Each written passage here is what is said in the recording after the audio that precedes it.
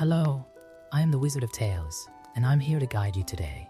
I know this video is the perfect companion to help my dear dreamers relax and drift off to sleep. Before we dive into a world of calm and serenity, don't forget to like the video, subscribe to the channel, and tell me where you're watching from and what time it is for you. Now, get cozy, take a deep breath, and let the magic of stories embrace you. The icy October wind blew through the faded tarps of the Shooting Star Circus, making them snap like the sails of a ghost ship. It was 1931, and the Great Depression had turned America into a graveyard of dreams. Between the shadows of the empty stands, Thomas laughed. Murphy was adjusting his makeup in front of a cracked mirror, his trembling fingers sliding red lipstick over lips that no longer knew how to smile naturally. The makeshift dressing room was a small wagon decorated with yellowed photographs of better times. In each one, Thomas smiled genuinely, surrounded by crowds who still had reason to laugh. Now, at 45, his wrinkles were deepening under the white paint, like furrows dug by time and sadness. "Are you still performing tonight, Tom?" asked Sarah, the young trapeze artist, leaning against the carriage door. Her green eyes carried the same concern that everyone in the circus shared. Thomas was more than a clown. He was the beating heart of the Shooting Star.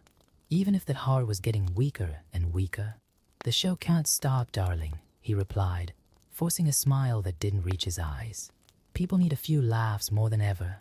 His gaze met hers through the mirror, and for a moment, Sarah saw beyond the mask. She saw the man who carried the weight of making others smile while his own soul shattered. The Shooting Star Circus had once been one of the biggest in the American Midwest.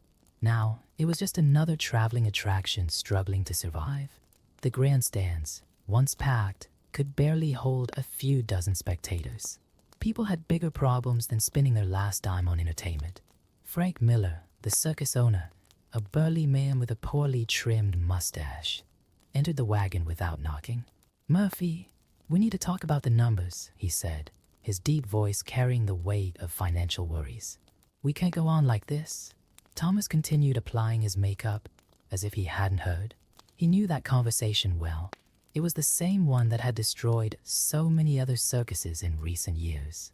"Frank, do you remember what you told me when you hired me? A clown isn't just a performer, he's a doctor of the soul." Frank sighed, running his hand over his tired face. "That was 20 years ago, Tom. The world was different. People were different." "This sadness is the same," replied Thomas, standing up. His colorful suit contrasted with the gloomy atmosphere of the wagon, perhaps even greater now. "That's why we need to keep going." Sarah watched the scene in silence, her hands clenching nervously at the hem of her tracksuit bottoms. She had grown up in the circus, and Thomas was like a father to her. Watching him struggle to keep alive not only the spectacle, but the very essence of what it meant to bring joy, broke her heart. Outside, the small town of Cedar Rapids, Iowa, stretched out like a mosaic of hopelessness. Rows of unemployed people snaked through the streets, and for sale signs decorated the facades of once thriving stores. It was against this backdrop that Thomas laughed. Murphy had made a silent promise to keep making people laugh, no matter what the cost. "I have an idea," said Thomas, his eyes shining with an intensity Sarah hadn't seen for months. "What if we gave free performances to the children at the orphanage? Think about it, Frank.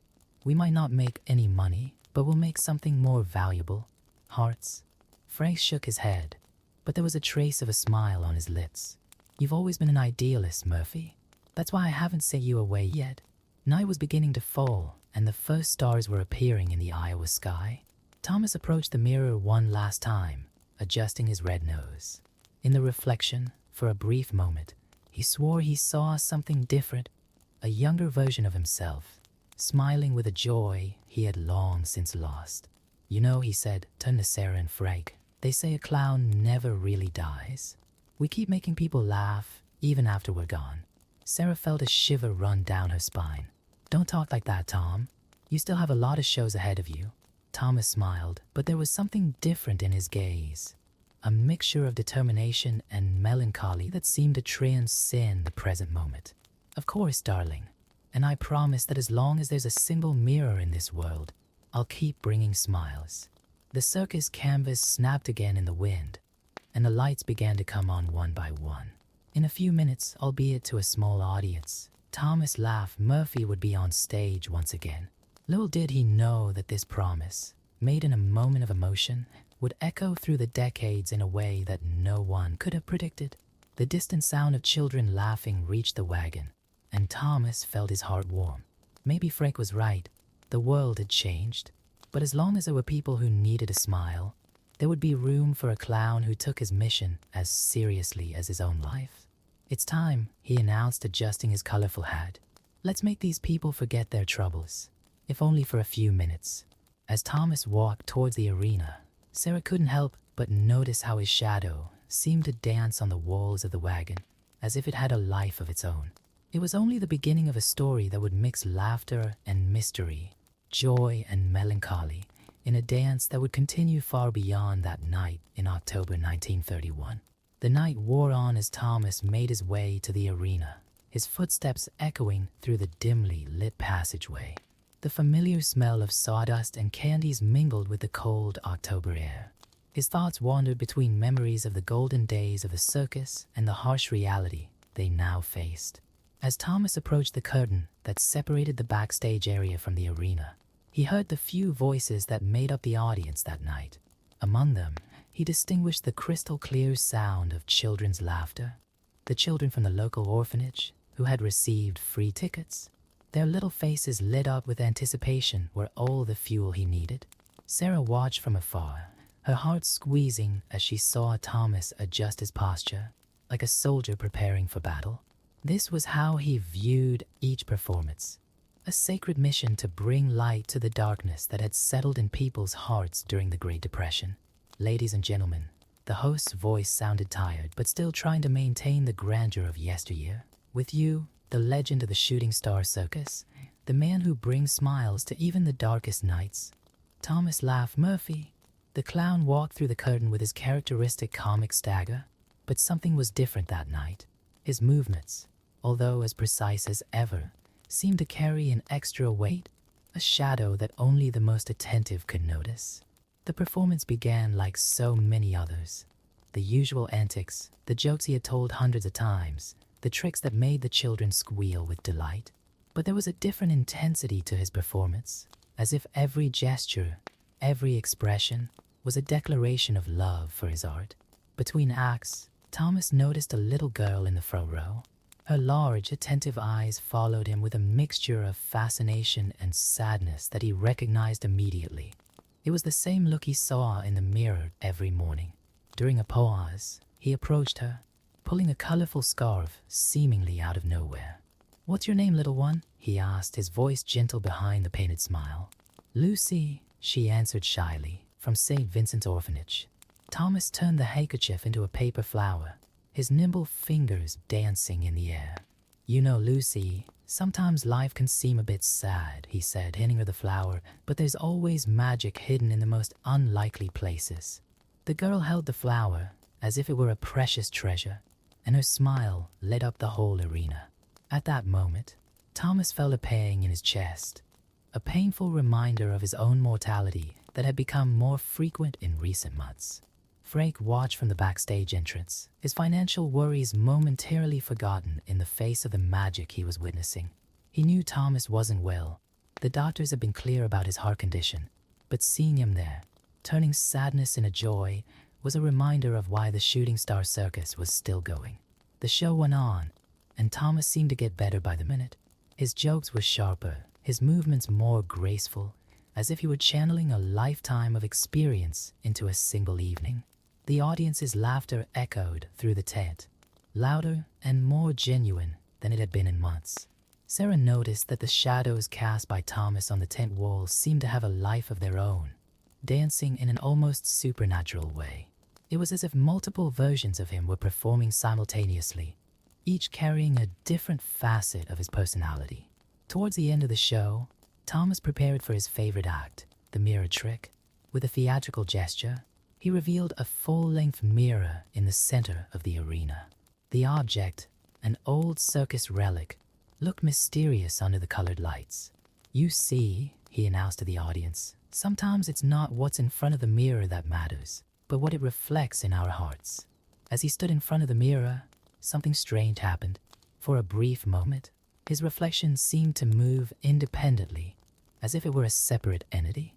Some children gasped, but most interpreted it as part of the show. Lucy, still holding her paper flower, leaned forward in her seat, her eyes wide with fascination. She was the only one who noticed when Thomas gently touched the mirror and whispered something that sounded like a promise. The end of the performance was met with enthusiastic applause. Not many people, but their affection was genuine. Thomas took his final bow, his smile brighter than ever, even if his legs trembled slightly under the weight of the effort. Backstage, Sarah rushed over to help him. "Tom, you looked amazing today," she said, noticing how he leaned heavily on her shoulder. "Just doing my job, darling," he replied, his breathing a little wheezy. "Just reminding people that there's still magic in the world." Frank approached, carrying an envelope.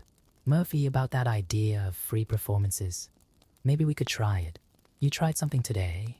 Thomas smiled, but his eyes were fixed on the mirror that was still in the arena, reflecting the lights that were beginning to fade. For a moment, everyone present swore they saw something strange in the reflection, as if multiple smiles were hovering on the silver surface. "You know," said Thomas, his voice carrying a different tone, "they say that every great artist leaves a bit of their soul in every performance. Maybe that's true in more ways than we realize." The night was beginning to say goodbye, and with it, something in the air seemed to change. The shadows on the circus walls danced with a life of their own, and the mirrors in the dressing room caught reflections that shouldn't have been there. It was as if Thomas's promise to keep bringing smiles was already beginning to take shape in ways that no one could have predicted. That same evening, after the show, Thomas remained at the circus long after everyone had left. Sitting in his dressing room, he gazed at his reflection in the cracked mirror, slowly removing the makeup that had become his second skin over the years.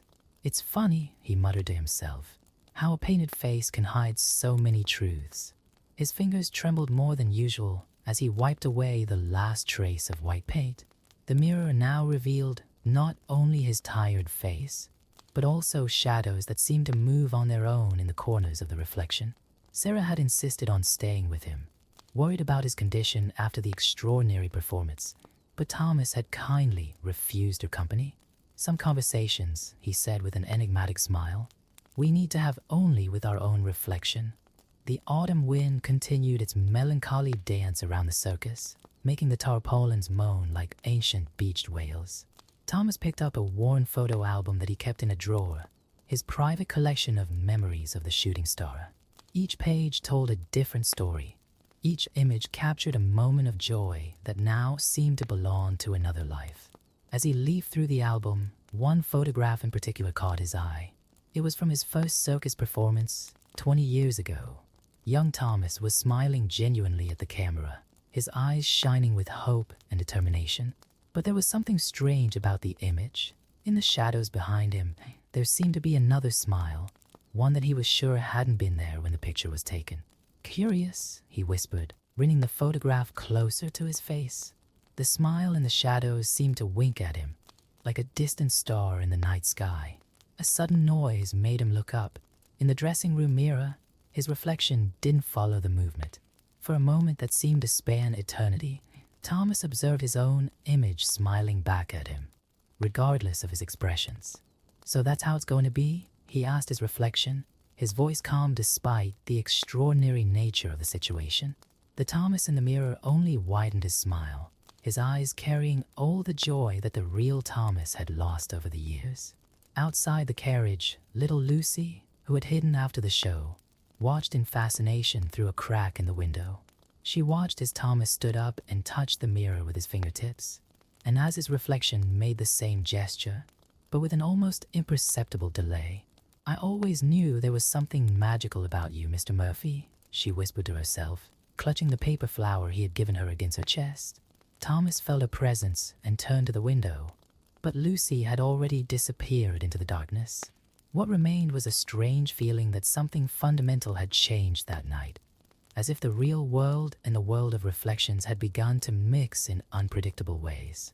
Picking up his old makeup case, Thomas began to organize his belongings with special care. Each item had its own story. The red nose his mentor had given him, the broken comb he'd been using for decades, the magic handkerchief that always kept tricks up its sleeve. "You know," he said to his reflection in the mirror, who was now watching him with an expression of understanding, "I always wondered if it was me who made people laugh, or if it was something bigger through me." The reflection tilted its head slightly, as if considering the question. The shadows in the carriage seemed to pulsate with a life of their own, dancing on the walls like silent spectators of a singular conversation. Thomas felt that twinge in his chest again, stronger this time. His heart, that old companion of so many performances, seemed to want to tell him something. He sat down heavily in his chair, taking a deep breath as drops of cold sweat broke out on his forehead. "Not yet," he muttered, as much to himself as to his reflection. "I still have promises to keep." In the photo album open on the table, the pictures seemed to take on a new dimension. In each of them, in the shadows and in the less noticeable corners, mysterious smiles began to appear, as if the past was being rewritten before his eyes. The wind outside increased in intensity, and with it came the distant sound of laughter. Not the laughter of the present, but echoes of all the joys Thomas had provided throughout his career. It was as if the circus itself was alive, breathing memories and exuding magic. Sarah, who had decided to go back to check on her friend one last time, stopped at the wagon door when she heard Thomas talking. But when she looked out of the window, she saw only him sitting alone, smiling at his own reflection, as if sharing an intimate secret with a younger, happier version of himself. "Tom," she called softly, knocking on the door. "Is everything all right?" "Never better, darling," he replied, without looking away from the mirror. "Just finding out that some shows never really end." Thomas's words carried a weight that Sarah couldn't fully comprehend, but which made her heart clench with a mixture of love and concern. She knew, somehow instinctively, that she was witnessing the beginning of something both wonderful and melancholy. Dawn crept in as Sarah stood at the entrance to the carriage, watching Thomas through the crack in the door. Something in the atmosphere had changed. The air seemed denser, charged with an invisible electricity that made the hairs on the back of her neck stand on end. "Sarah, darling," Thomas's voice sounded different, as if it had come from a long way away. "Do you remember the first time you saw me perform?" She entered the carriage, taking a seat next to him. "Of course I do. I was only 6 years old. You made a balloon elephant that looked real. I swore I was going to start walking any minute." Thomas smiled, his eyes fixed on a distant point beyond the mirror. "The magic isn't in the tricks, you know. It's in the eyes of the beholder, in the will to believe that there is something extraordinary in the world." The wind outside had turned into a peculiar symphony, mixing the creaks of the canvas with whispers that seemed to carry distant laughter. The photographs scattered on the table seemed to pulsate with a life of their own, each image telling its own silent story. Lucy, who had sneaked back into the circus, watched everything from the wagon window. Her childlike eyes, not yet limited by the bonds of adult disbelief, caught details that others couldn't see, like the shadows that danced independently of the light, or the smiles that appeared and disappeared in the reflections. "Tom," Sarah held her old friend's hand, noticing how cold it was. "Maybe we should call a doctor." "There's no need," he replied, his voice surprisingly firm. "Tonight is not about endings, but about new beginnings." Frank appeared at the wagon door, his normally stern face marked by genuine concern. "Murphy, we found this in the old circus archives," he said, handing Thomas a yellowed envelope. Inside the envelope was a photograph even older than the others. It showed the Shooting Star Circus in its early days, decades before Thomas joined the troupe. But there, in the shadows of the tent, was a familiar smile, a face that looked impossibly similar to his own. "Extraordinary, isn't it?" Thomas laughed softly. "It feels like I've always been here, in one form or another." Sarah and Frank exchanged worried glances, but before they could say anything, a sound of childish laughter filled the air. Lucy had finally plucked up the courage to enter the carriage, still clutching her paper flower. "Mr. Murphy," she said, her voice small but determined, "are you really going to keep making people smile forever?" Thomas knelt in front of her, his movements slow but graceful. "You know, Lucy, there are different ways of being present. Sometimes we're in the smiles we leave behind, in the memories we plant in people's hearts." The wagon lights flickered on, and for a moment everyone swore they saw multiple reflections of Thomas in the mirrors, each from a different era, each carrying a unique smile. It was as if time had folded in on itself, allowing different versions of him to coexist in the same space. "Frank," Thomas turned to the circus owner, "promise you'll keep the shooting star alive, not for the profits, but for what it represents, a place where magic is still possible." Frank, normally so pragmatic, felt tears forming in his eyes. "You have my word, Murphy. This place will always be a sanctuary for dreamers." Sarah realized that something fundamental was changing. The shadows in the carriage had begun to move more pronouncedly, as if responding to a song that only they could hear. Thomas's reflection in the main mirror was smiling with a vivacity that contrasted with his increasingly serene expression. "Lucy," Thomas called out to the girl again. "You can see it, can't you? The smiles in the shadows, the stories in the photographs." The girl nodded, her eyes shining with understanding. "They've always been there, haven't they? Waiting to continue the show." Thomas smiled, a smile as genuine as those in his older photographs. "Exactly. And now, my dear, I must prepare for my next performance." He stood up, walking over to the main mirror. His reflection awaited him, no longer as a simple image, but as a doorway to something beyond ordinary comprehension. The photographs scattered around the wagon seemed to vibrate with an energy of their own, each smile captured on paper beginning to come to life. Sarah wanted to stop him, to grab his arm and keep him there, but something in her heart knew that this moment was inevitable and perhaps necessary. Frank remained silent, witness to a transformation that defied all logic.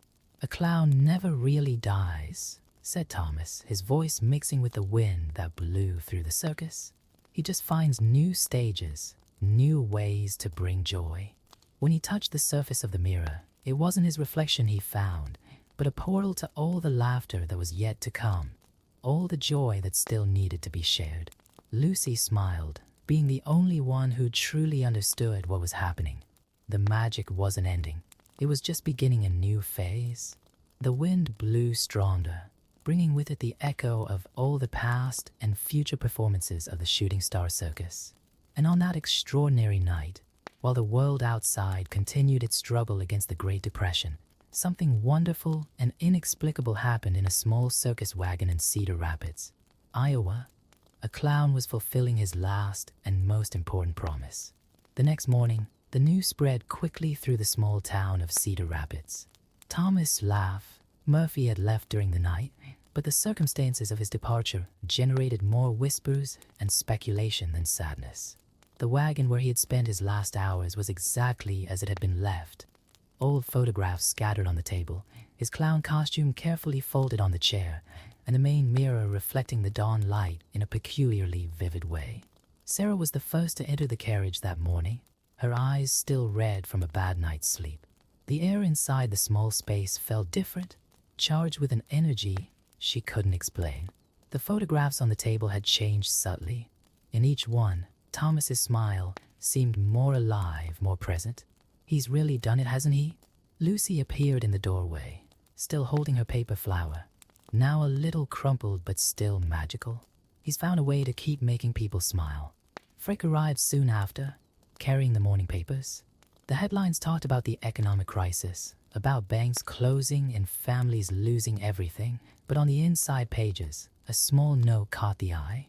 Circo Estrella announces free performances for underprivileged children. "That's what he wanted," said Frank, his voice hoarse with emotion. "To keep the magic alive, especially for those who need it most." The days that followed brought subtle changes to the Shooting Star Circus. People began to notice strange things, reflections that seemed to move on their own, laughter that echoed when no one was around, and above all, the mysterious smiles that appeared in old and new photographs. Sarah took on the responsibility of organizing Thomas's belongings, but every time she tried to put his things away, something inexplicable happened. The photographs returned to the table, as if they wanted to continue telling their stories. The main mirror refused to be covered. Any cloth placed over it would mysteriously fall off during the night. Lucy began to spend more time at the circus, especially in the old wagon. She talked to the reflections as if they were old friends, and sometimes the other performers swore. You could hear answers in the laughter the wind brought. "Look," she exclaimed one afternoon, pointing to a new photograph of the circus. In the image, taken during a recent performance, Thomas's characteristic smile could be clearly seen in the shadows of the stairs. News of this extraordinary occurrence spread, first as a whisper among the performers, then as an urban legend throughout the city. People started coming to the circus, not just for the shows, but in the hope of capturing in their own photographs a glimpse of the legendary clown who had promised never to stop making people smile. The most remarkable thing was how Thomas's presence seemed strongest during the moments of greatest joy. When the children laughed, the mirrors in the circus reflected multiple smiles. When someone took a photograph of a particularly happy moment, it was almost certain that a familiar smile would appear in the shadows of the image. Frank, initially skeptical, began to notice changes in himself. The financial worries, although still present, seemed less burdensome. He found himself smiling more often, especially when he passed Thomas's carriage, where the main mirror continued to reflect much more than just images. "It's as if he's found a way to turn all the sadness into something beautiful," Sarah commented one evening, observing how the circus lights danced differently, creating patterns that resembled smiles on the tent walls. The Great Depression continued outside, but inside the Shooting Star Circus, something magical was happening. Free performances for underprivileged children had become a tradition, and with them, stories about a clown who appeared in reflections, bringing smiles at the most unlikely moments. Lucy, who had become a sort of unofficial guardian of Thomas's legacy, began collecting stories from people who swore they had seen him. Each account was different, but they all shared a common element: the feeling that, even in the darkest moments, there was room for a smile. "He taught us that the real magic is in how we choose to see the world," she said one day, organizing her growing collection of mysterious photographs. "Sometimes you have to look through the reflections to find the truth." The Shooting Star Circus didn't just survive the Great Depression. It flourished, becoming a beacon of hope in difficult times. People came not just for the entertainment, but for the chance to experience something truly magical. And so the story of Thomas Laugh Murphy continued, not as a sad legend, but as a constant reminder that joy can find its way through the most unlikely of circumstances. His smile, multiplied infinitely through reflections and photographs, became a symbol of resistance against the darkness of the times. On the quietest nights, when the wind blew through the circus tarpaulins, you could still hear the echo of his laughter, mixed with the thousands of others he had inspired over the years. His last act had not been an end, but a beginning, the start of a new form of magic that would continue to touch hearts and inspire smiles for generations. And in every mirror, in every photograph old or new, in every moment of genuine joy, Thomas Laugh Murphy continued to fulfill his promise, proving that some stories never really end. They just find new ways to be told, new hearts to touch, and new smiles to inspire.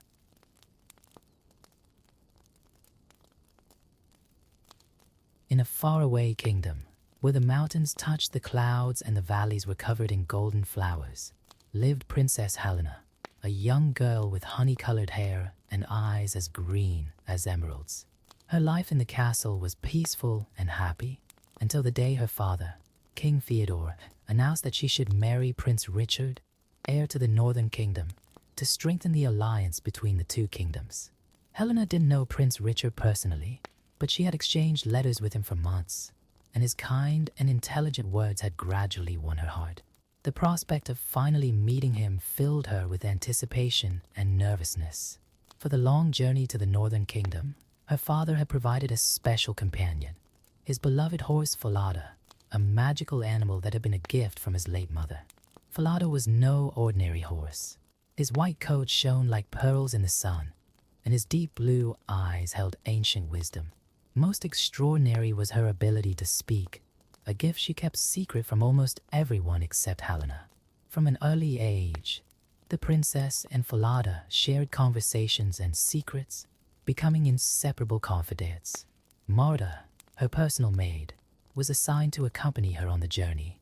Marta was an ordinary-looking young woman, with black hair always tied up in a severe bun and brown eyes that hid an unbridled ambition.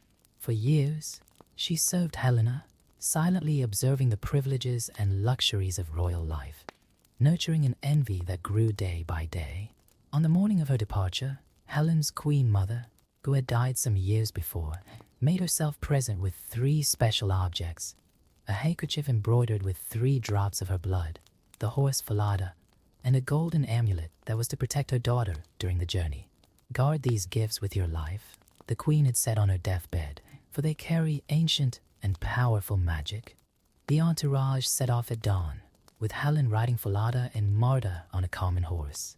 The first few hours of the journey went smoothly, with the 2 women passing through green fields and small villages. Helena chatted animatedly with Falada in whispers, while Marta rode a few paces behind, her face a mask of false submission. It was during the first rest stop, near a crystal-clear stream, that Marta's true intentions began to reveal themselves. As Helena bent down to get a drink of water, the precious handkerchief slipped out of her dress. Marta, who was watching attentively, quickly picked it up and hid it in her own clothes. "My princess," said Martha in a honeyed voice, "are you thirsty? Allow me to fetch you some water." Helena, in her natural kindness, accepted the offer. As she bent down to receive the glass of water from her maid's hands, Marta seized the moment to snatch the golden amulet from Helena's neck. The princess, realizing the betrayal, tried to react, but Marta had already pulled out a dagger she had been hiding. "Now listen to me carefully, princess," whispered Marta with venom in her voice. "From now on, we'll change places. You will wear my simple clothes, and I will wear your royal robes.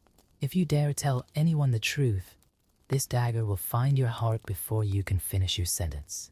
Helena, trembling with fear and surprise, looked to Falada for help. The horse advanced a few steps, but Marta was quicker, pressing the blade against the princess's neck. "And if this magical horse tries to interfere," she threatened, "I guarantee that your precious neck will be the first to meet my blade." With tears in her eyes, Helena was forced to exchange her fine clothes for Marta's simple attire. The maid, now dressed as a princess, mounted Falada, despite the animal's silent protests. "Remember," warned Marta, "one word about this, and it will be the end of you.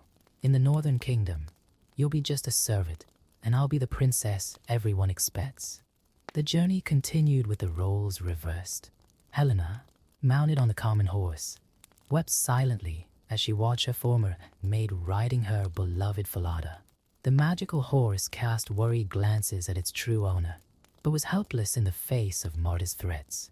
As they approached the Northern Kingdom, Helena's anxiety grew. How could she bear to see her maid marry Prince Richard? How could she live a life of servitude in the kingdom she was supposed to rule alongside her true love? Only Falada knew the truth, but even he was under constant threat from the cruel Marta. The sun was beginning to set when they saw the first towers of the castle of the Northern Kingdom on the horizon. Helena knew that, from that moment on, her life would change forever. Her heart was heavy with the weight of the secret she was forced to keep, but a small flame of hope still burned in her chest.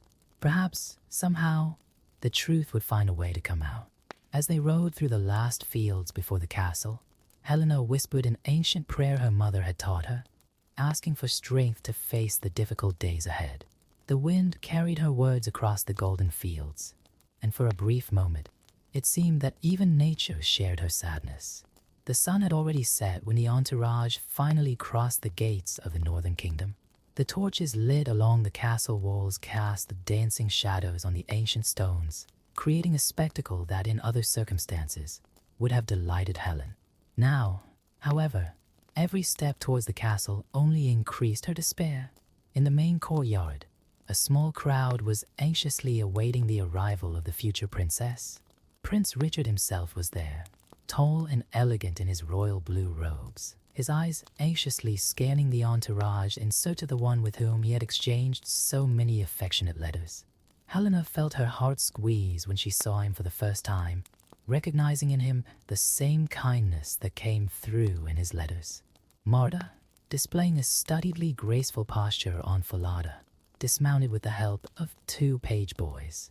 Her triumphant smile could barely disguise the glint of greed in her eyes when Prince Richard approached to kiss her hand. Helena, standing in the back as a simple servant, watched the scene with a mixture of horror and sadness. "Welcome to the Northern Kingdom, my princess," said Richard, his voice soft, just as Helena had imagined it from the letters. "I hope the journey wasn't too tiring." "Not at all, my prince," replied Marta, imitating the refined manner she had observed in Helena over the years. "The journey was uneventful, especially with this magnificent horse." Falada, upon hearing these words, shook her head in obvious displeasure, but only Helena noticed her gesture of protest. The magical horse cast a meaningful glance at its true owner, as if asking forgiveness for not being able to reveal the truth. In the days that followed, Helena was assigned to work in the stables and later as a goosekeeper in the castle grounds. Marta, fearing that the closeness between Helena and Falada might expose her secret, quickly orchestrated a cruel plan. "My beloved prince," she said one morning, her honeyed voice hiding her true intentions, "that white horse, though magnificent, has proved dangerously temperamental.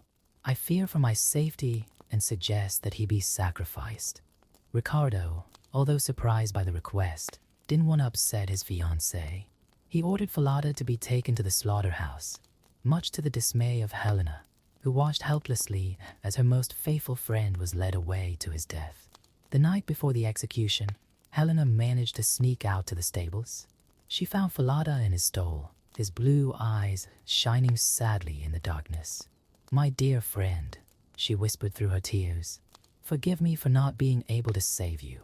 "Don't cry, my princess," Falada replied softly. "Even after my death, I will continue to watch over you. Ask the executioner to fix my head on the great portal through which you pass every day with the geese. That way, I'll still be able to see you and, perhaps, help you when the time is right." The next morning, mustering all her courage, Helena approached the executioner.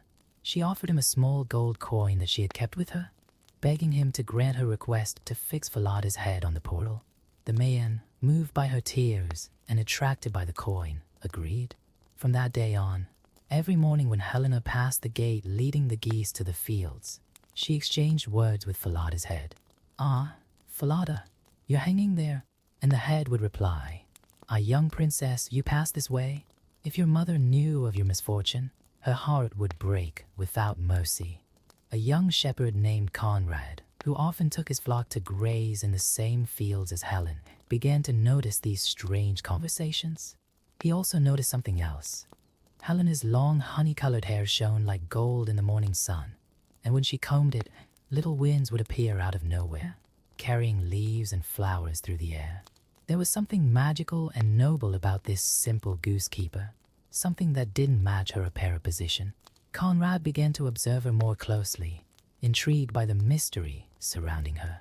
Meanwhile, in the castle, Marta continued her farce, but was beginning to show signs of nervousness. She couldn't reproduce Helen's natural grace, and her replies to the letters mentioned by Richard sounded empty and confused. The prince, although kind, was beginning to notice small inconsistencies in his fiancée's behavior. One afternoon, while Helena was tending the geese, a particularly strong wind tore off the scarf she was wearing to hide her hair. The golden locks danced in the air, catching the sunlight in a way that seemed supernatural. Conrad, who was watching the scene from afar, decided he could no longer keep his suspicions to himself. The young shepherd began to ask discreet questions among the castle servants, collecting small details about the arrival of the princess and her mysterious maid. Little by little, a bigger picture began to form in his mind, a picture that suggested something was very wrong at the court of the Northern Kingdom. What Conrad didn't yet know was that his investigations would end up playing a crucial role in revealing the truth. For now, he continued to watch silently as Helena went about her daily routine, finding solace only in her brief moments with Falada's head and in the increasingly faint hope that one day the truth would come out. Conrad's suspicions grew each day. He watched Helena in the fields with the geese. His discreet investigations led him to discover more intriguing details about the arrival of the supposed princess and her servant. During his conversations with other castle servants, he noticed that many also found something strange about the behavior of the prince's fiancé. One particularly cold morning, while Helena was passing through the gate with her geese, her usual conversation with Falada was interrupted by an unexpected sound. Prince Richard was walking through the nearby gardens and for the first time heard the strange exchange of words between the goosekeeper and the horse's head. Intrigued, the prince hid behind a pillar to take a closer look. There was something familiar in the melodious voice of the young woman talking to the horse's head, something reminiscent of the tone of the letters he had enjoyed so much. His eyes widened at the sight of Helena's golden hair shining in the dawn light, a far cry from the austere appearance of his fiancée. Conrad, who was also witnessing the scene, noticed the prince's presence and decided it was time to share his discoveries. He discreetly approached Richard and, bowing respectfully, asked for a private audience. In the royal office, Conrad related his observations of the last few days, Helena's strange powers over the wind, her conversations with the horse's head, and the natural nobility that emanated from her simplest gestures. The prince listened attentively, connecting these details with the inconsistencies he had noticed in his fiancée's behavior. "There's something else, Your Highness," said Conrad, hesitantly. The older servant's comment that the false princess shows ignorance of events mentioned in the letters that Your Highness and the real princess exchanged. Ricardo felt his heart squeeze. The doubts he had tried to ignore were now taking on form and substance. He decided that he had to find out the truth, but carefully so as not to alert the imposter. Meanwhile, in the fields, Helena continued her work with the geese, unaware of the discoveries being made. Her only company apart from the birds was a little boy called Lucas, the son of one of the cooks who helped her with her daily chores. Lucas had grown fond of Helena, enchanted by the stories she told him during long afternoons in the fields. One day, while playing with a golden feather he had found, he made an innocent remark that would have great consequences. "You know, Helena," he said, "you talk like the people in a castle, not like the other servants. And when you tell stories about queens and princesses, it sounds like you are really there." Helena felt a shiver run down her spine. Before she could reply, she noticed movement in the nearby bushes. It was Marta, who had apparently chosen that moment for a stroll through the castle gardens. The false princess's face was livid with anger. She had heard the boy's comment and feared that her lies were beginning to fall apart. That evening, Marta summoned Helena to her chambers. "You're getting careless, you fool," hissed Marta, once again holding the dagger she always carried. "Maybe it's time to make sure you can never tell stories to anyone again." But before Marta could do any harm, a firm knock sounded on the door. It was Prince Richard, accompanied by Conrad and some guards. The shepherd had witnessed Marta dragging Helena into the castle, and, fearing for the safety of the goosekeeper, had warned the prince. "My dear bride," said Ricardo with studied calm, "I hope I'm not interrupting anything important." His eyes traveled around the room, noticing the dagger in Marta's hand and the fear in Helena's eyes. Marta tried to hide the weapon, but it was too late. In her haste, she dropped the handkerchief embroidered with the 3 drops of blood of Helena's queen mother. The precious fabric slid across the floor to the prince's feet. "Interesting," murmured Richard, picking up the handkerchief. "This embroidery bears the royal seal of the Southern Kingdom. How could an ordinary maid have obtained such a gem?" Just then, a strong wind blew through the open window, ruffling Marta's carefully tidied hair and loosening Helena's golden locks. The contrast between the two women had never been so evident. Lucas, who had followed the group to the castle, snuck into the room and ran to embrace Helena. "Tell the truth," he whispered. "Tell it like in your stories, where good always wins in the end." Helena looked at the prince's gentle face, Conrad's encouraging smile, and Lucas' hopeful expression. Finally, her eyes found the quivering dagger in Marta's hand. It was time to choose between fear and the truth. "I am Helena, the true princess of the Southern Kingdom," she declared, her voice gaining strength with every word. "In this woman, my former servant, forced me to change places with her under threat of death." The silence that followed her statement was broken only by the clang of the dagger falling to the ground as the guards finally overpowered Marta. The false princess, seeing her plan fall apart, began shouting desperate accusations, but her words rang hollow in the face of Helena's natural dignity. In the days that followed the revelation of the truth, the castle of the Northern Kingdom underwent a profound transformation. Martha was immediately imprisoned in the dungeons, awaiting trial for her crimes, while Helena was restored to her true position as princess. Prince Richard, deeply ashamed of not realizing the deception beforehand, devoted himself entirely to compensating Helena for the suffering she had endured. News of Helena's true identity spread quickly throughout the kingdom. The castle servants, who had always noticed something special about the gentle goose keeper, now bowed respectfully when she passed by. Lucas, the cook's little son, was appointed the princess's personal page, a reward for his loyalty and friendship during the difficult days. Conrad, whose careful observations had been instrumental in unmasking Marta, was promoted to royal advisor, a position he accepted with humility. His meticulous investigations had revealed that Marta had not acted alone. She had accomplices among some of the castle servants who had helped her maintain her charade. One morning, while walking through the gardens with Richard, Helena stopped in front of the portal where Falada's head was still attached. Silent tears streamed down her face as she gently touched her former friend's muzzle. "Falada always knew the truth," she said softly. "He tried to protect me to the end, even when he could no longer speak openly."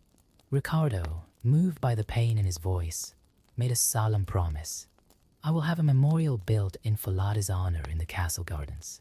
His sacrifice and loyalty will never be forgotten." Falada's head, as if responding to the prince's words, glowed softly in the sunlight.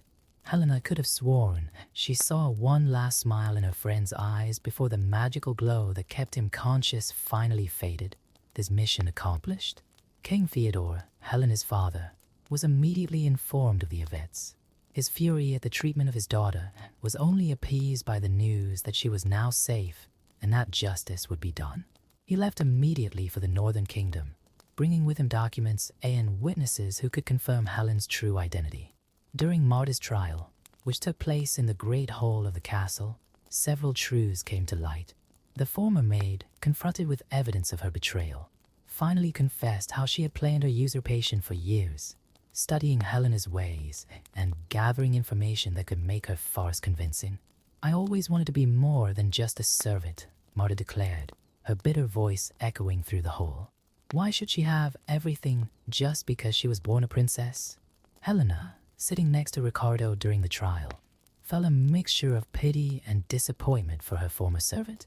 "True nobility is not in blood or title," she said, her voice clear and firm, "but in the actions and heart of each person." The royal council, presided over by King Theodore and the nobles of the Northern Kingdom, deliberated at length on Martha's fate for her crimes of treason, threatening the life of the princess and usurping royal identity.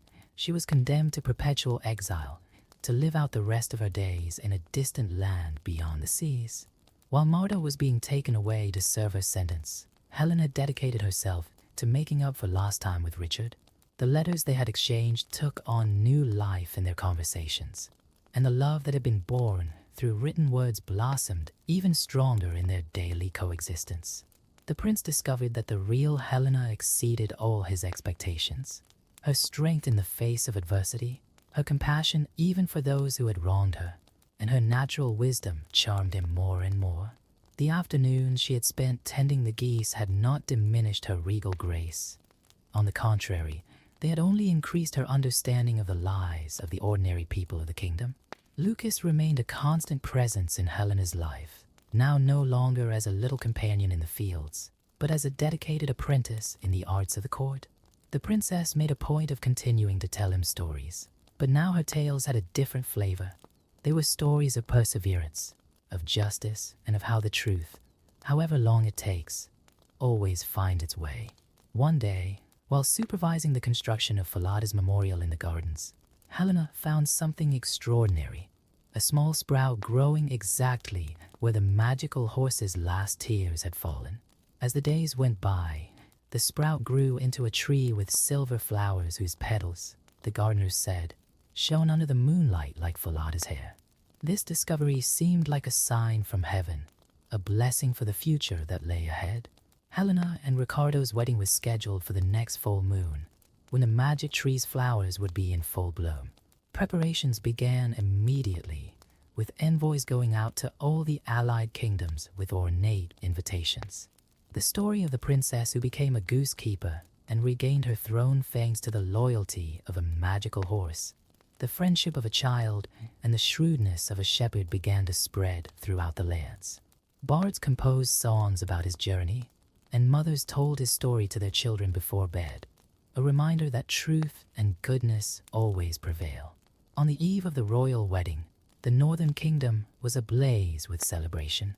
The streets were decorated with silver flowers from the Falada tree, their magical reflections dancing in the twilight. Helena, in her chambers, watched the preparations from the window as she recalled her extraordinary journey from that first day as a goose keeper to the present moment. Little Lucas ran into the room, his eyes shining with excitement. "Princess Helena, you must see. More guests have arrived from the southern kingdom," she smiled, taking the boy's hand and walking out onto the balcony. Indeed, a new caravan was crossing the castle gates, bringing more friends and family to celebrate the union of the two kingdoms.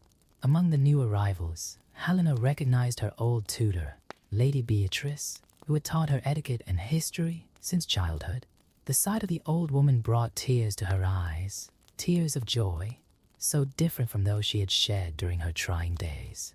Conrad, now in his official robes as a royal advisor, coordinated the reception of the guests with admirable efficiency. His perspicacity, which had once served to uncover the truth about Martha, was now proving equally valuable in the castle's administration. He had become one of the most respected members of the court, proving that true nobility comes from character, not birth. On the morning of the wedding, while the first lights of day were still painting the sky, Helena paid one last visit to the spot where Falada's memorial had been built. The magical tree that had grown there was covered in flowers, as if Falada himself wanted to present his princess with a gift on her special day. A gentle breeze rustled the branches, making the silver petals dance in the air. "Thank you, my faithful friend," whispered Helena, touching the trunk of the tree.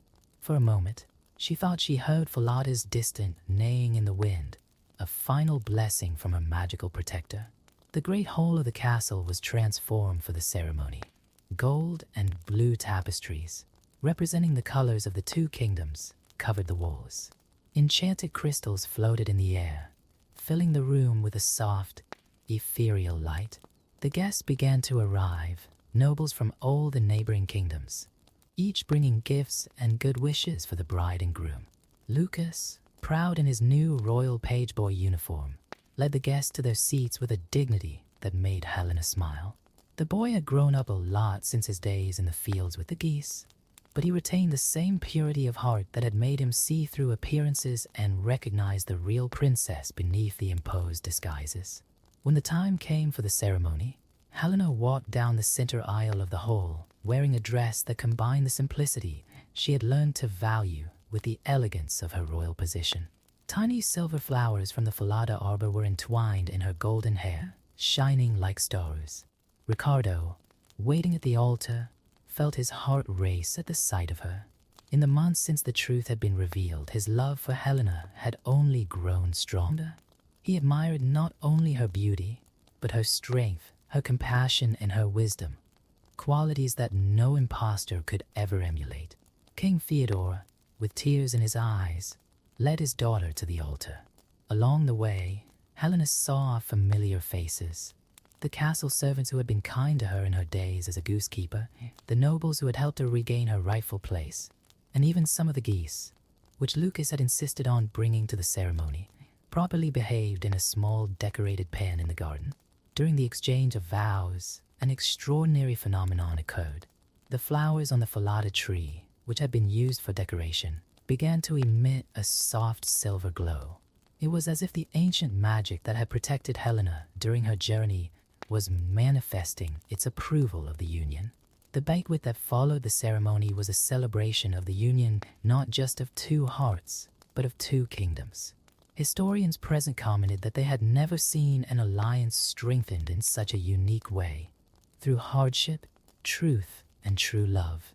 Conrad, in his speech as royal advisor, recalled the extraordinary story he had witnessed.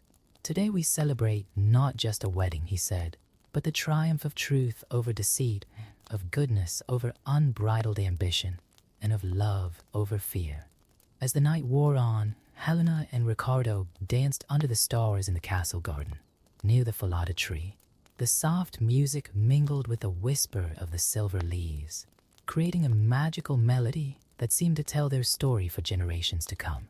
"You know," said Helena, resting her head on Ricardo's shoulder, "when I was looking after the geese, I dreamed of this moment, but I feared it would never come true. Now I understand that every trial I've faced has made me stronger, more worthy of the love we share." Ricardo gently kissed her forehead. "You've always been worthy, my dear. Every letter we exchanged, every word we wrote, revealed your true heart, something no disguise could hide." Lucas, who had fallen asleep in a nearby chair, smiled in his sleep, probably dreaming of the new stories that would be born of this day. Helena knew that her own story would continue to be told, not just as a fairy tale, but as a testament to the power of true love and the importance of staying true to yourself, no matter the circumstances. And so, under the glow of the stars and the magical flowers of Falada, a new chapter began in Helena and Ricardo's story, a chapter of love, truth, and magic, which would continue to inspire hearts for many generations to come.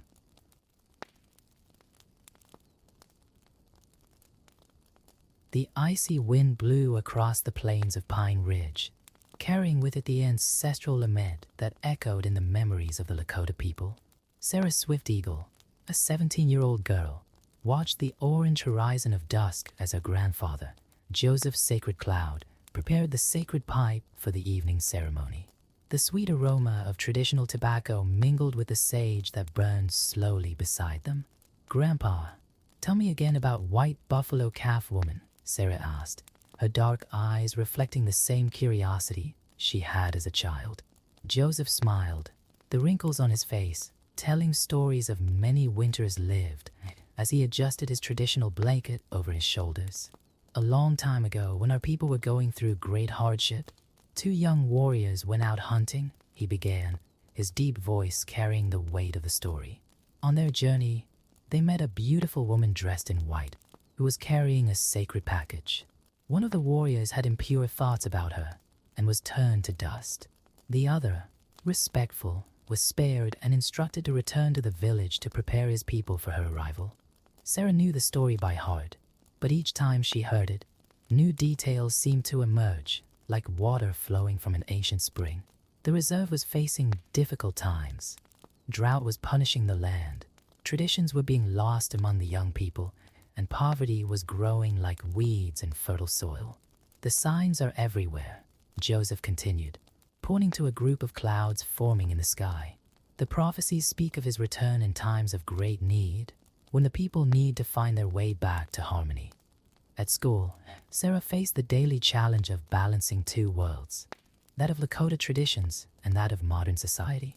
Her classmates often mocked her beliefs, especially Tommy Redfeather, who had completely abandoned traditional customs in favor of the dominant culture.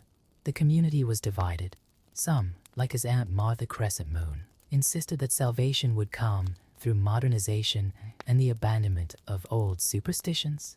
Others, like her grandfather, remained steadfast in preserving ancestral teachings. That night, as the moon rose in the starry sky, a group gathered in the community center to discuss the growing crisis in the reserve.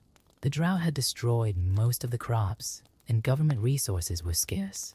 Sarah watched from the doorway as voices rose in disagreement. "We have to accept the mining company's proposal," argued Martha, her gray hair tied up in a tight bun. "They've offered jobs, money to the community. We can't live on old dreams and stories." Joseph stood up slowly, the sacred pipe in his hands. "What we were taught by white buffalo calf women are not just stories." His voice was calm but firm. "They're the foundations of who we are. The land is not something we can sell or trade. It is our sacred responsibility." Sarah felt the weight of the conflict in her heart. Her best friend, Lisa Chavasuave, had lost her father to alcoholism the year before, a disease that affected many on the reservation.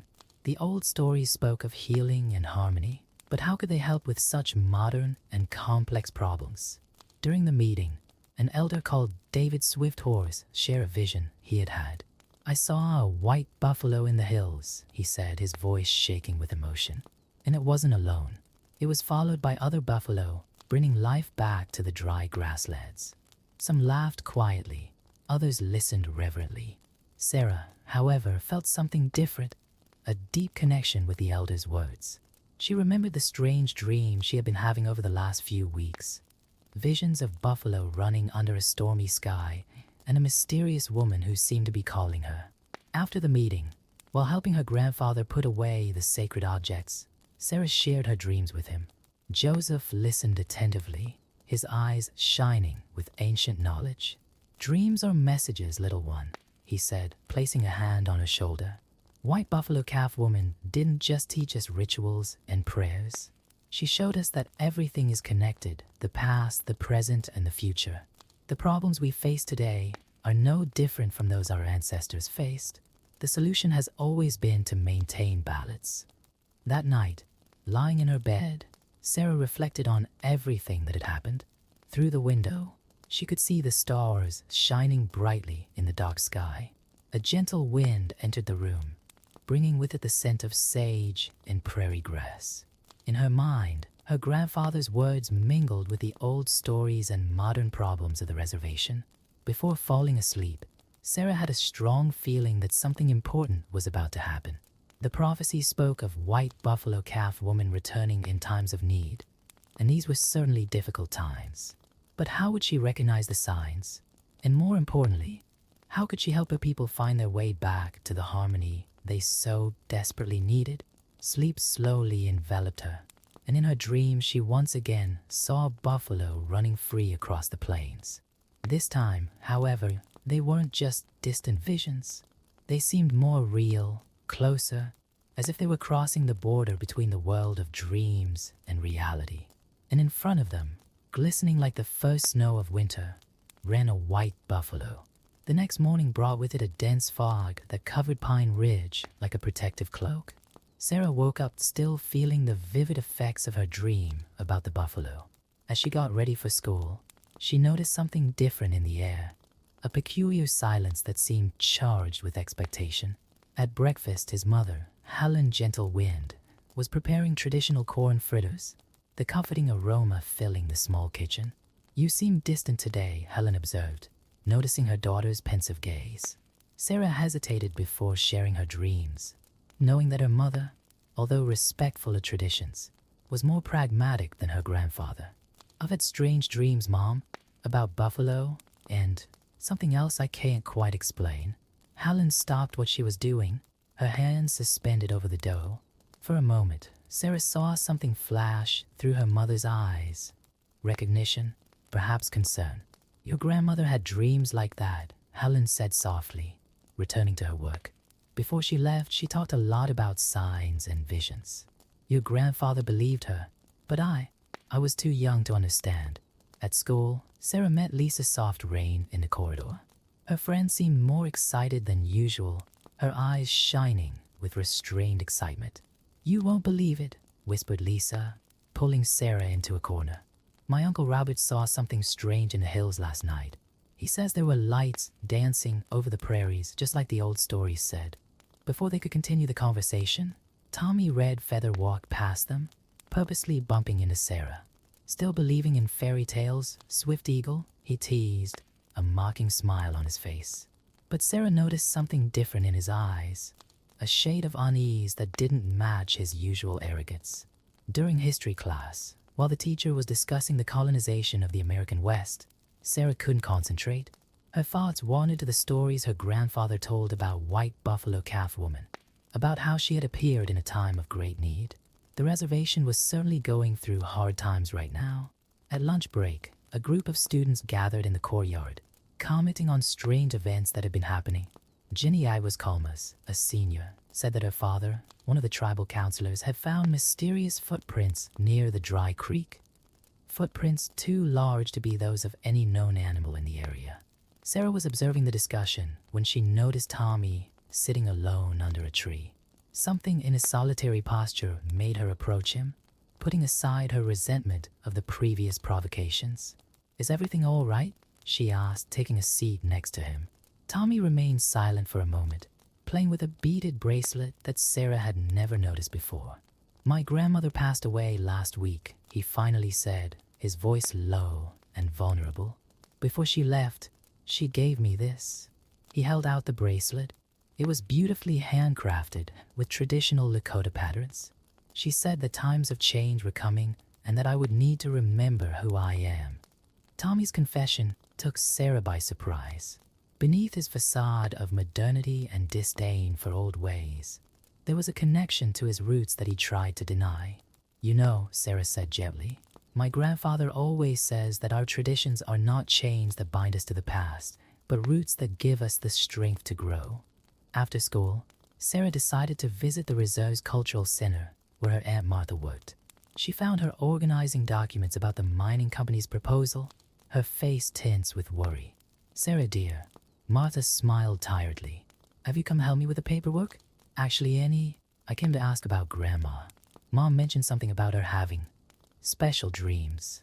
Martha put the papers aside, a faraway look in her eyes. "Your grandmother was an extraordinary woman. She saw things that others couldn't. Before the great flood of '97, she dreamt of rising waters. No one believed her, but she insisted that we prepare shelters. It saved many lives." While Martha was talking, Sarah noticed movement through the window. A group of elders were gathering in the community center, including her grandfather and David Fasthorse. There was an urgency in their movements that caught her attention. "Something's happening," murmured Martha, also observing. "The elders don't get together like this for no reason." Sarah said goodbye to her aunt and ran to the community center. Through the ajar door, she could hear voices arguing in Lakota. Her grandfather noticed her presence and beckoned her in. "The signs are multiplying," said David Swifthorse, his voice shaking with emotion. "Not just the lights on the hills and the mysterious footprints. The birds are returning to the dry grasslands, and this morning we found green shoots where nothing had grown for months." Joseph picked up the sacred pipe, his movements deliberate and precise. White Buffalo Calf Woman taught us that renewal comes through connection, with the land, with each other, with our ancestors. Perhaps it's time to bring the people together for a great ceremony. Sarah felt a shiver run down her spine. The elder's words echoed her own feelings, visions, and dreams. Something was changing on Pine Ridge, something that went beyond disputes over mining or modernization. It was as if the land itself was awakening from a long sleep. At nightfall, as he walked home with his grandfather, the wind began to change. Dark clouds gathered on the horizon, bringing with them the distant smell of rain, an aroma almost forgotten in the parched prairies. "The times of change have come, little one," said Joseph, watching the sky. "And you, like your grandmother before you, have an important role to play." Sarah looked up at the approaching clouds, feeling the weight of her grandfather's words. In her mind, the buffaloes of her dreams kept running, and now they seemed closer than ever. The storm forming on the horizon finally reached Pine Ridge, bringing with it some long-awaited rain. Sarah watched the drops through her bedroom window, while listening to the excited voices of the neighbors celebrating outside. It was as if nature itself was responding to the recent events on the reservation. The next morning, the earth exuded that unique scent of rain and wet soil. Sarah found her grandfather in the yard, examining small green shoots that had sprung up during the night. "It's as if the earth is waking up," he said, gently touching one of the tender leaves. At school, the buzz was constant. The unexpected rain had brought hope, and even the most skeptical were beginning to question recent events. Tommy, who normally kept his distance from Sarah, approached her during break time. My grandmother used to say that when rain comes after a long drought, it's a sign that the spirits are watching, he said, his voice low and hesitant. Sarah noticed that he was still wearing the beaded bracelet, now more visible on his wrist. Lisa joined them, bringing even more intriguing news. Did you hear? They found huge footprints near the old stream, where the water started flowing again. And they're not just the footprints of an animal. They seem to form a pattern, as if they were dancing. The news spread quickly through the reserve. After school, a sizable group of people gathered near the stream. Sarah accompanied her grandfather there, watching as the elders examined the mysterious marks in the damp soil.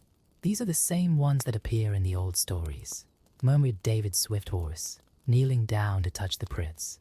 The sacred patterns that white buffalo calf woman taught our people. Aunt Martha was also present, her usual skepticism giving way to an expression of astonishment.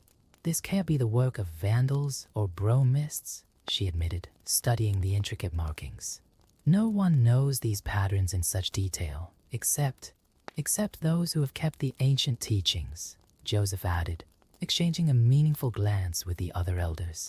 That evening, the tribal council called an emergency meeting. The room was packed, with people of all ages and different views on the traditions. Sarah noticed that even those who normally avoided traditional events were present. The mining company has increased its offer, Martha announced, presenting new documents. They know about the rain and the signs, and they're afraid we'll lose interest in the deal. A murmur went through the room.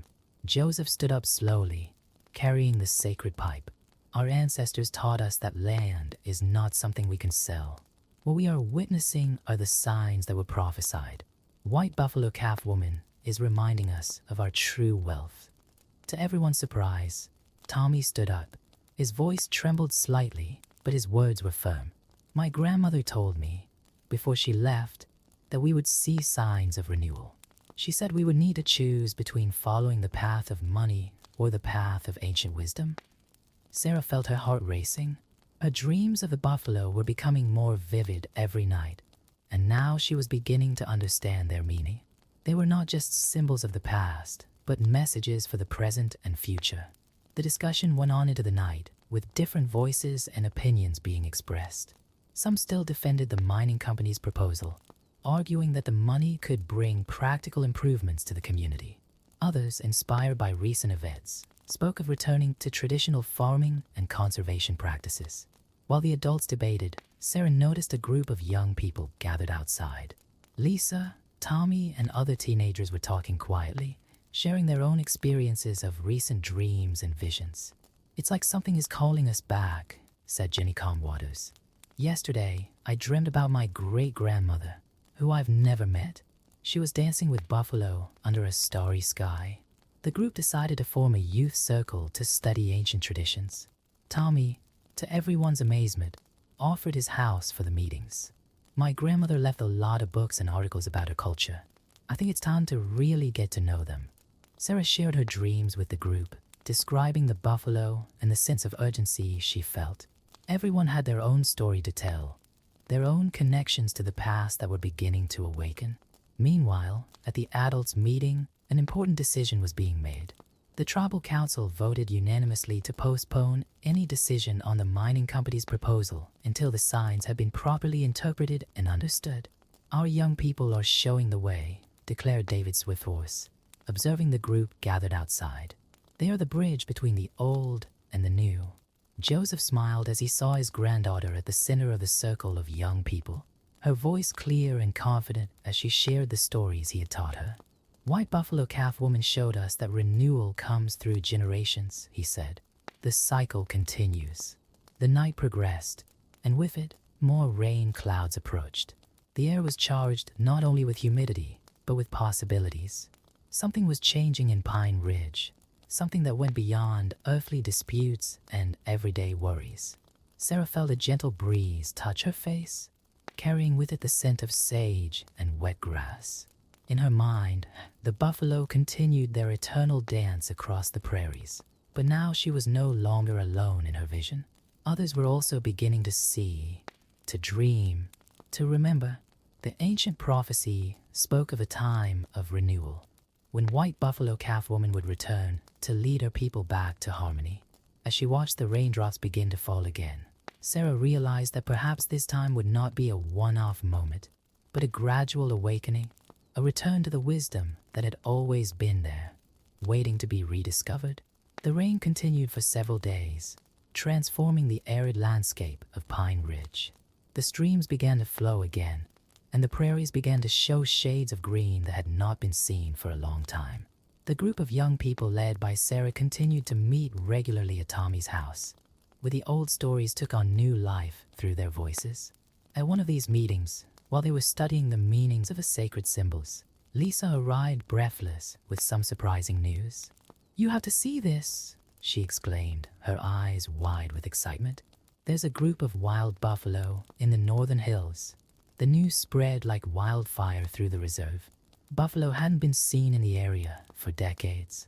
Joseph and the other elders organized an expedition to check it out, and Sarah insisted on accompanying them. Tommy, overcoming his earlier hesitation, also offered to go. At dawn, the small group set off towards the hills. The air was fresh and clean after the rains, and the rising sun painted the sky in vibrant colors. As they walked, Joseph shared stories about how his ancestors lived in harmony with the buffalo. Every part of the buffalo had a sacred purpose, he explained, not just for food, but for tools, clothing, shelter. They taught us about not wasting, about respecting life in all its forms. After a few hours of walking, David the swift horse signaled for the group to stop. In the valley below, grazing peacefully, was a small herd of buffalo. Sarah felt her heart race. The scene was just like in her dreams. "Look," whispered Tommy, pointing to something moving among the animals. A young buffalo, its pure white coat shining in the morning sun, stood out from the rest of the herd. The silence that followed was deep and reverent. Joseph lit the sacred pipe, blowing smoke in all four directions. "It's no coincidence," he said softly. "The signs are coming together." Back at the reserve, the news of the buffalo, and especially the white buffalo, caused quite a stir. Martha called an emergency meeting of the tribal council, but this time the tone was different. Instead of discussing the mining company's proposal, the conversation centered on how to protect the land where the buffalo had returned. "We can't ignore the significance of this," she declared, surprising everyone with her change of position. "Maybe it's time to reconsider our priorities." The young people in the study group began organizing story-sharing sessions with the younger children in the community. Sarah watched with pride as Tommy, once so resistant to traditions, enthusiastically taught them about the meanings of sacred symbols. Lisa brought her grandmother to one of the meetings, a lady who had rarely left the house since the death of her son. The old woman cried when she saw the young people so interested in the ancient traditions. "It's as if the circle is closing," she said, her trembling hands holding Lisa's. One day, while Sarah was helping her grandfather prepare medicinal herbs, he shared something he had kept for a long time. "Your grandmother had a vision before she left," he revealed. "She saw young people gathered in a circle, bringing new life to old forms. She saw a girl, you, Sarah, serving as a bridge between the worlds." The revelation touched Sarah deeply. Her recent dreams had become clearer, showing not just the buffalo, but scenes of healing and renewal for her community. She shared these visions with the youth group, and together they began to plan concrete actions to help the reserve. They started a community garden project, using traditional cultivation methods that Joseph and other elders had taught them. Tommy surprised everyone by using his knowledge of technology to document the ancient techniques, creating a digital archive of oral traditions with the permission of the elders. The presence of the buffalo in the hills attracted the attention of the media and conservation groups. Reporters started showing up at the reserve, interested in the story of the return of the sacred animals. Sarah and her friends saw this as an opportunity to share their culture in a respectful and authentic way. "It's not just about the buffalo coming back," Sarah explained to a journalist.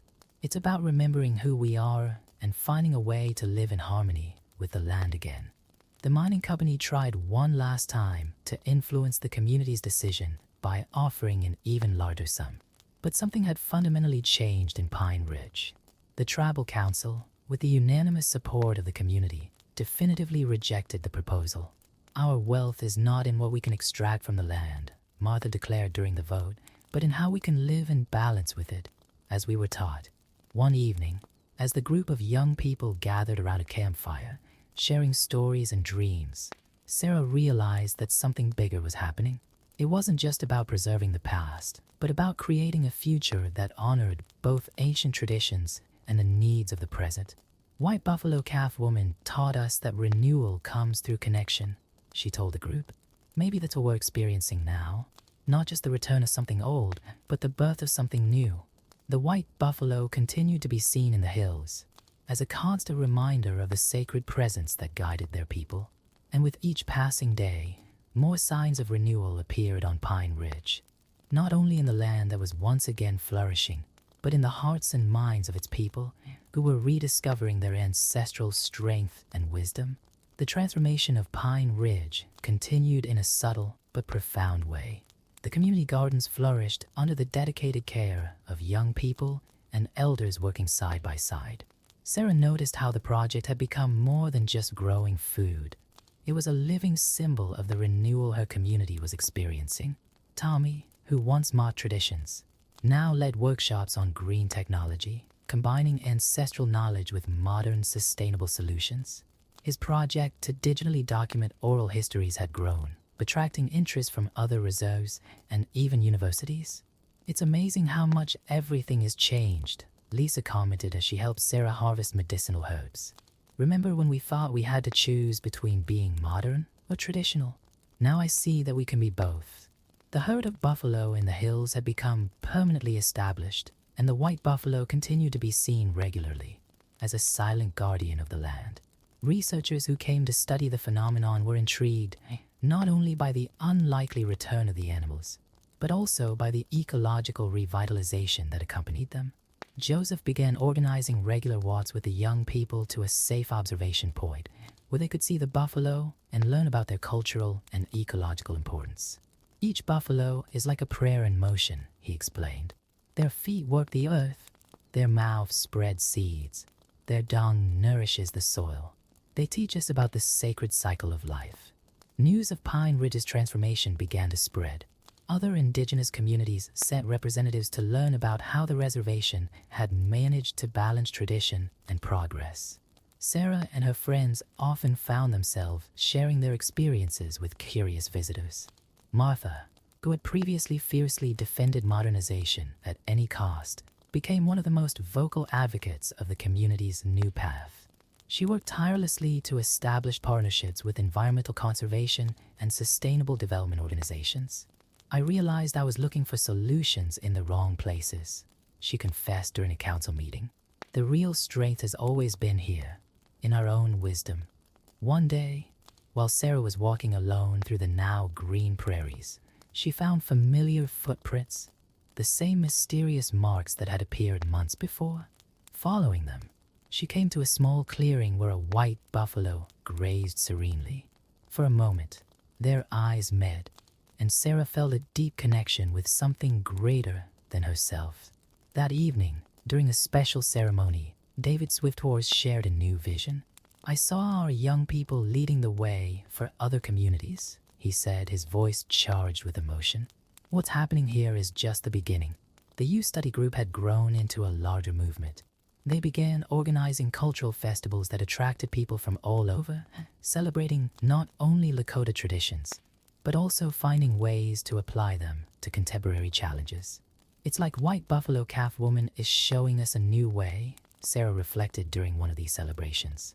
"Not just to go back to the past, but to create a future that honors all aspects of who we are." The community began to thrive in unexpected ways. Traditional knowledge about medicinal plants, combined with sustainable cultivation practices, led to the development of an herbal cooperative that generated income for families. The young people found ways to use technology to preserve and share ancestral knowledge. creating bridges between worlds that had previously seemed irreconcilable. Tommy, who had become one of the most dedicated scholars of the traditions, often said, "My grandmother was right about the choice we had to make, but it wasn't between money and tradition. It was between remaining divided or finding our own way of healing." The changes at Pine Ridge have not gone unnoticed by the outside world. Journalists, researchers, and environmental activists began visiting the reserve, interested in learning how a community had managed to turn a crisis into an opportunity for renewal. Sarah, now recognized as a young leader in her community, often found herself explaining to visitors that the real miracle was not in the extraordinary events that had occurred, but in the way people had chosen to respond to them. "White Buffalo Calf Woman taught us that everything is connected," she said. "When we remember this, we begin to see that the healing of our land, our community, and ourselves are all parts of the same journey." The white buffalo continued to appear in the hills, no longer as an omen of change, but as a constant reminder of the path they had chosen. The children of the reserve grew up hearing not only the old stories, but also witnessing how these stories were given new life through the actions of their community. One quiet afternoon, as Sarah and her grandfather watched the sun set over the revitalized prairies, Joseph smiled with satisfaction. "White Buffalo Calf Woman promised to return in times of need," he said. "Perhaps a return was not a single event, but something that happens whenever we choose to remember who we really are." Sarah nodded, finally understanding the true meaning of her dreams and visions. The renewal that White Buffalo Calf Woman had prophesied was not just a return to the past, but an awakening to a new way of being, one that honored the old traditions while embracing the possibilities of the present. The prairies of Pine Ridge continued to flourish, and with them, the hope of a future where old wisdoms and new ways could coexist in harmony. The Lakota people had rediscovered their strength, not only in the stories of the past, but in the courage to create their own history, one chapter at a time.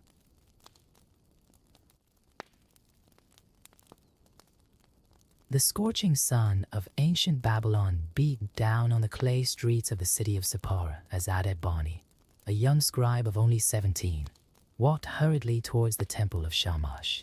His ink-stained fingers firmly gripped a freshly engraved clay tablet, still damp from the morning's work.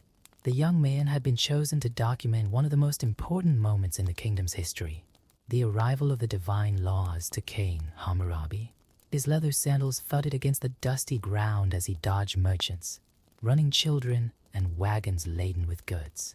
The temple of Shamash rose majestically in front of him, its baked brick walls gleaming in the intense midday light. Adad Bani knew that his position as the temple's chief scribe was a rare privilege for someone so young, but it also carried an immense responsibility. Inside the temple, the high priest No Sin, a middle-aged man with piercing eyes and a neatly trimmed gray beard, was waiting anxiously. "Did you bring the records of the last vision?" he asked, his voice echoing through the sacred corridors. Adad Bani nodded, carefully handing the tablet to the priest. "King Hammurabi had another dream tonight," murmured No Sin, as his eyes traveled over the cuneiform characters engraved in the clay. Shamash appeared to him again, bringing further instructions on the laws that should govern our people. The young scribe felt a shiver run down his spine. In recent months, the king had reported increasingly frequent visions of the sun god, who was supposedly instructing him on how to create a fair and balanced code of laws. However, something in No Sin's gaze aroused concern in Adad Bani. In the midst of his reflections, a commotion began to form in the temple courtyard. A young woman in simple, dusty clothes ran through the gates, pursued by 2 guards. "Please," she cried, "I need justice. My brother was killed, and the murderer remains free." No Sin gestured for the guards to stop. The woman, who introduced herself as Anana, recounted in sobs how her brother, a small shopkeeper, had been murdered by a nobleman during a dispute over debts. "The authorities do nothing," she explained. "They say that the word of a nobleman is worth more than that of a dozen merchants." Adad Bani watched attentively as No Sin consoled the woman, promising to bring her case to the attention of the king. When she left, The high priest turned to the young scribe with a grave expression. Now, but you see why these laws are so important? The people are crying out for justice. But how do we balance the power of the nobles with the rights of the lowly? That night, while working by the light of an oil lamp in his temple chambers, Added Barney couldn't get the image of the desperate woman out of his head. On his work table, several clay tablets were waiting to receive the words that would document the creation of the Code of Laws. But something was bothering him. Among the records he kept, there were notes about cases similar to Ananus. Ordinary people seeking justice against the powerful and not finding it. The young scribe began to notice a disturbing pattern in the visions reported by the king. They always seemed to favor the interests of the nobility, even when Hammurabi insisted that the laws would protect the weakest. A sudden noise made him look up from his work. Nur-Sin was standing outside his chambers, watching him with an expression that was impossible to decipher. "You have doubts, don't you?" asked the priest, entering the small room. "I see it in your eyes when you record the king's visions." Addad Barney hesitated, aware of the danger of questioning the king's word, or worse, the divine will. But something in Nur-Sin's tone of voice encouraged him. "The laws, do they really come from Shamash?" he asked in a whisper. The high priest closed the door behind him and sat down next to the young scribe. "What do you think would happen if the people knew that laws were only the creation of men?" His voice was just a whisper. "How can they be respected without divine authority behind them?" That night's conversation would mark the beginning of a journey that would change Addad Barney's life forever. In the days that followed, he continued his documentation work, but now with a new understanding of the complexity behind the creation of laws. He carefully observed the negotiations between priests and nobles, the discussions about punishments and compensation, and above all, the delicate balance between divine justice and earthly power. Inanna's case was not unique. Every day, people from all walks of life came to the temple in search of justice. Addad Barney began to realize that his role as a scribe went beyond simple registration. He was documenting the birth of something revolutionary, a code of laws that, regardless of their divine or human origin, could truly bring order and justice to the kingdom. As the moon rose in the Babylonian sky, the young scribe continued his work, carefully engraving each word on the clay tablets. The weight of responsibility in his hands was immense. But now he understood that he was participating in something greater than himself, greater even than King Hammurabi himself. He was helping to create a legacy that would span the centuries. The next morning, Addad Barney was awoken by the intense noise coming from the temple courtyard. Groups of people were crowding around, excitedly discussing the rumors that King Hammurabi was about to announce new laws. The young scribe straightened his robes and went to his post, where a new pile of clay tablets awaited him. Nur-Sin was already at his usual post, supervising the preparations for the morning rituals. His eyes met Addad Barney's, and a silent understanding passed between them. The previous night's conversation was to remain a secret. The high priest discreetly approached the young scribe. "Today the king will come to the temple," whispered Nur-Sin. "He has had another vision of Shamash, more powerful than the previous ones. We need to be prepared to record every word." Addad Barney nodded, feeling the weight of responsibility even more acutely after his nightly conversation with the priest. As he prepared his writing instruments, the young man watched Inanna return to the temple. This time, she wasn't alone. Other people accompanied her, each with their own story of injustice to tell. A merchant who had his goods unjustly confiscated, a widow whose land was taken by a nobleman, a craftsman beaten for refusing to work without pay. Addad Barney's heart squeezed at the sight of this procession of suffering. His hands worked mechanically, preparing the clay tablets, but his mind was focused on the stories he was hearing. How could these new laws really protect these people? Would the king's divine visions be enough to guarantee justice for all? Hammurabi's arrival at the temple was announced by the sound of trumpets. The king entered accompanied by his personal guard and a group of advisors. His eyes shone with an almost feverish intensity, and his posture emanated an authority that seemed more than earthly. Addad Barney positioned himself strategically, ready to record every word. "Shamash has come to me again," Hammurabi proclaimed, his voice resounding through the temple. The sun god has shown me how to protect the weak from the strong, how to establish order in our kingdom. The king began to dictate the new laws, and Adad-Bani's fingers flew over the clay, engraving each word with precision. As he worked, the young scribe noticed something interesting. Some of the laws that the king proclaimed as divine revelations were surprisingly similar to the complaints he had heard in the temple courtyard. A specific law on the protection of widows and orphans seemed to respond directly to Inanna's case. During a pause in the dictation, Adad-Bani noticed No Sin attentively observing the reaction of the people present. The high priest seemed to be assessing the impact of each new law on the different groups: nobles, merchants, craftsmen, and peasants. Their eyes met briefly, and Adad-Bani saw in them a mixture of concern and hope. The session continued until late afternoon. As the sun began to set, Hammurabi ended his proclamation with a solemn blessing. The people began to disperse, commenting animatedly on the new laws. Adad-Bani remained at his post, organizing the tablets he had filled in during the day. No Sin approached again, this time accompanied by a man Adad-Bani didn't know. "This is Marduk Nasir," introduced the priest. "He's one of the king's closest advisors." The advisor examined the tablets with interest, his experienced eyes assessing the accuracy of the records. "You have a rare gift, young scribe," commented Marduk Nasir. "Your writing is clear and precise, but there is something more. You capture not only the words, but also their deeper meaning." Adad-Bani thanked him for the compliment, but couldn't help noticing the exchange of glances between the advisor and No Sin. That evening, while copying the day's records on a permanent tablets, Adad-Bani reflected on everything he had witnessed. The laws he was helping to document really did seem to seek a balance between the different strata of society.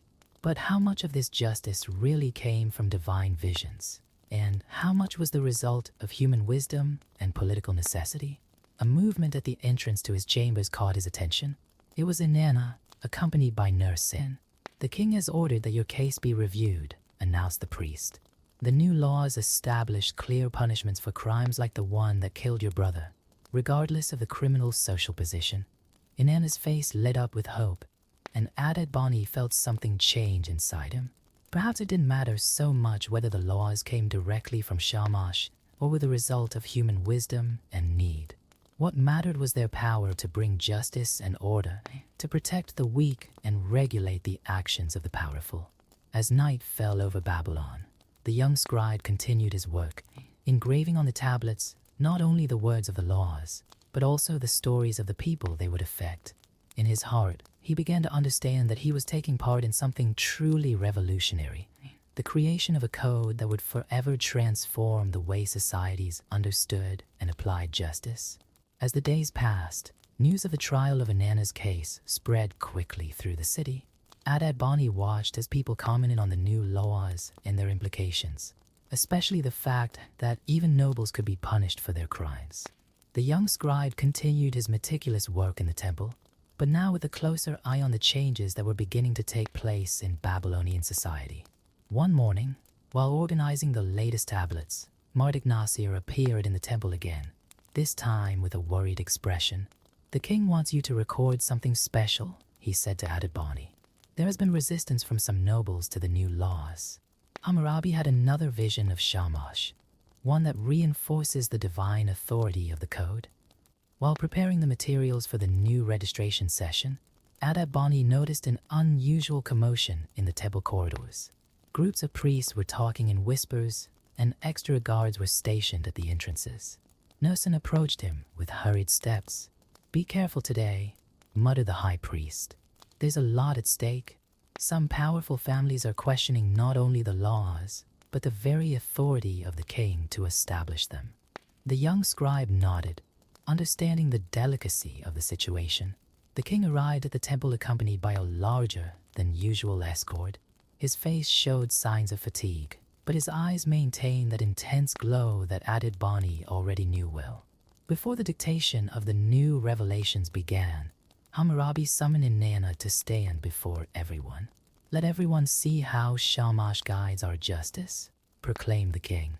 "The nobleman who murdered your brother has been tried and found guilty. His punishment will be the same as that meted out to any other murderer. regardless of his social position. A murmur went through the crowd. While recording the king's words, Ad-Bani noticed suspicious movements among some of the nobles present. They exchanged meaningful glances and whispers that didn't sound like approval. The young scribe noticed that Marduk-Nasir was attentively observing these reactions, making discreet signals to the guards. As the day progressed, Hammurabi continued to dictate new laws and interpretations, increasingly specific about how they should be applied. Ad-Bani worked tirelessly, his skillful hands transforming the king's words into permanent records in clay. During a pause, Nusin approached the young scribe again. "Do you realize what's happening?" he whispered. "The king is using divine authority to consolidate the laws, but he is also responding to the real needs of the people. It's a delicate balance." In the afternoon, an incident disrupted the session.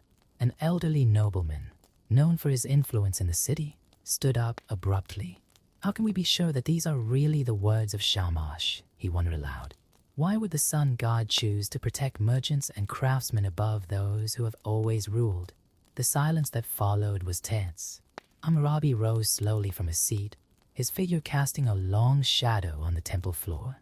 "You question not only my word, but the divine will?" His voice was calm, but laden with authority. Ad-Bani watched in fascination as the king walked up to one of the temple's large windows, where the rays of the setting sun entered directly. "Look," exclaimed Hammurabi. "Shamash is enlightening us right now with his presence.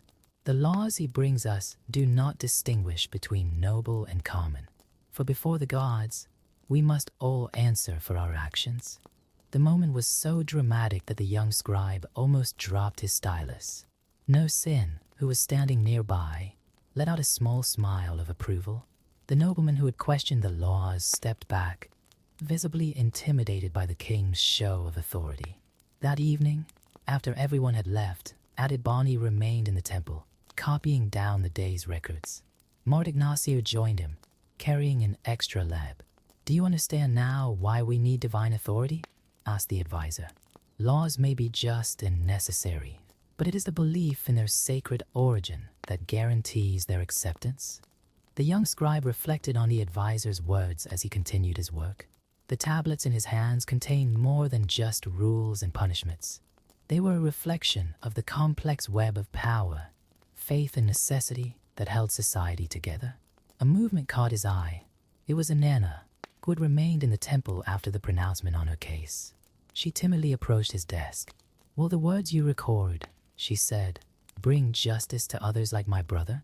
Ad-Bani looked at the clay tablets, at his ink-stained hands, and then at the woman's hopeful face. "These laws," she answered carefully, "whether they come directly from Shamash or are inspired by his wisdom through the king, exist to protect people like you and your brother."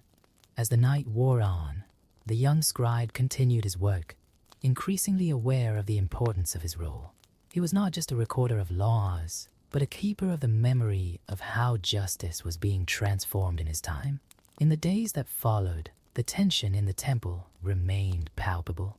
Ad-Bani noticed a significant increase in the number of guards, and conversations between the priests were increasingly reserved. Inanna's case had become a symbol of the change that the new laws promised, but it had also aroused resistance among those who saw their privileges threatened. One morning, while working on his boards, Ad-Bani noticed an unusual movement. A group of merchants had arrived from a distant city, bringing disturbing news. Other kingdoms were beginning to question Hammurabi's authority and his divinely inspired laws. "The neighboring kings are afraid that their own people will demand similar laws," explained Marduk-Nasir, who had joined Ad-Bani at his desk. "They say that no mortal should have the power to establish such sweeping laws, even if he claims divine inspiration." The young scribe continued his work, but his hands trembled slightly as he recorded the new decrees. The implications of the news were worrying. If other kingdoms opposed Hammurabi's laws, it could mean conflict, perhaps even war. Nusin appeared in the late afternoon, his face marked by concern. "The king has called a special assembly for tomorrow," he announced. "All the nobles, priests, and representatives of the main classes must be present. Ad-Bani, you will need to record every word even more carefully than usual." That night, the young scribe could hardly sleep. His thoughts were divided between the greatness of what he was helping to create and the dangers this creation faced. Through his small window, he watched the stars over Babylon, wondering if Shamash would really approve of everything that was being done in his name. The assembly began at dawn. The great hall of the temple was packed with representatives from all walks of life. Adad Bani took his usual place, preparing his clay tablets. He observed Inanna among the crowd. She now occupied a prominent place as a living example of the justice of the new laws. Hammurabi entered the hall with even greater solemnity than usual. His royal robe glittered with gold details, and his posture was that of someone who carried the weight not just of a kingdom, but of a divine mission.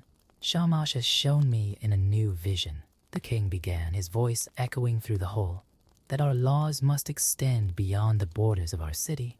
The sun god wants all peoples to know true justice. While recording the king's words, Adad Bani noticed different reactions among those present. Some nobles clearly looked uncomfortable, while merchants and craftsmen showed approval.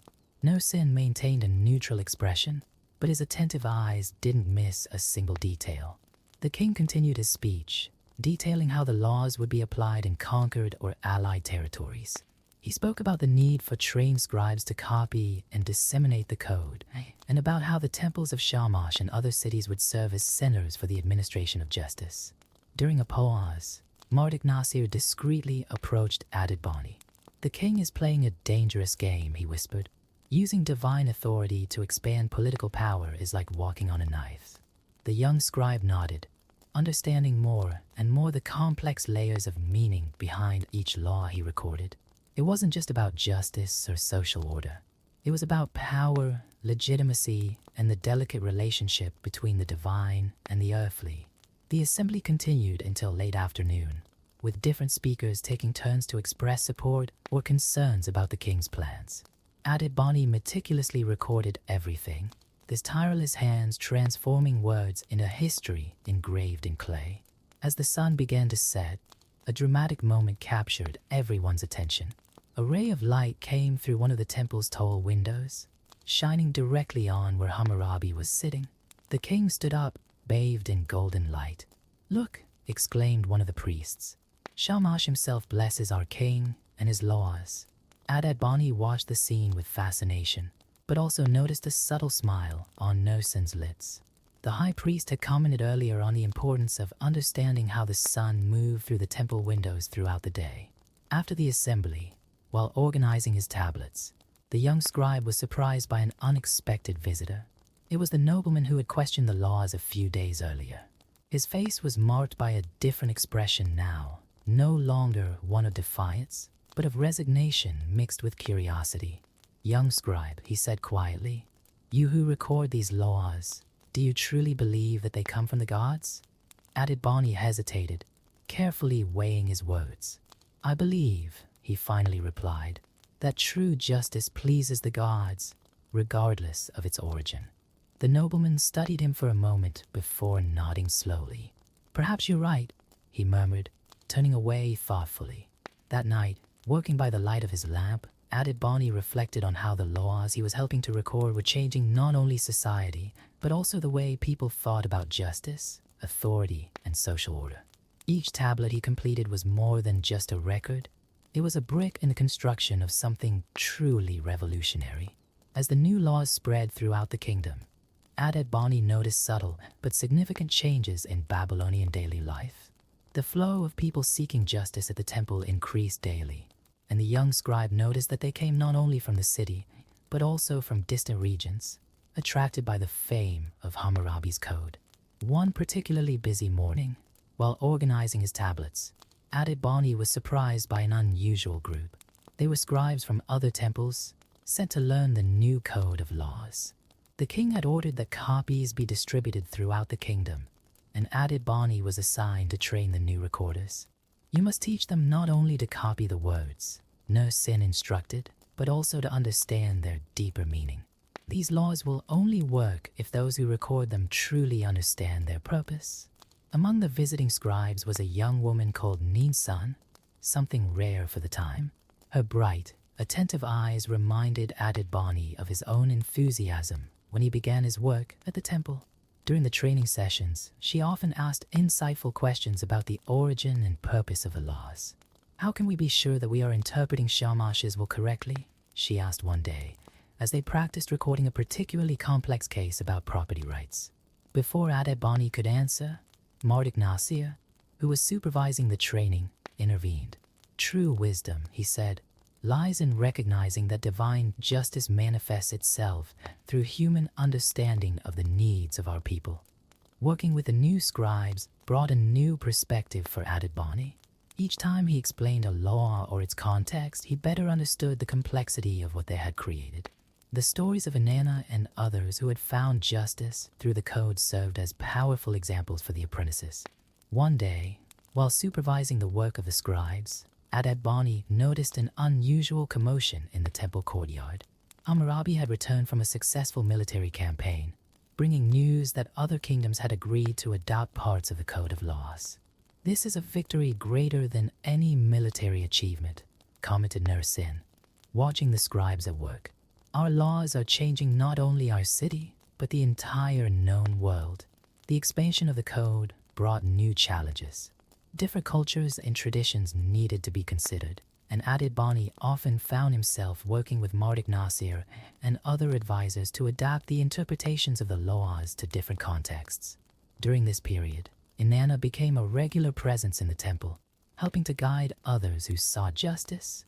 Her story had become a symbol of hope, and she now worked actively to ensure that the new laws were applied fairly.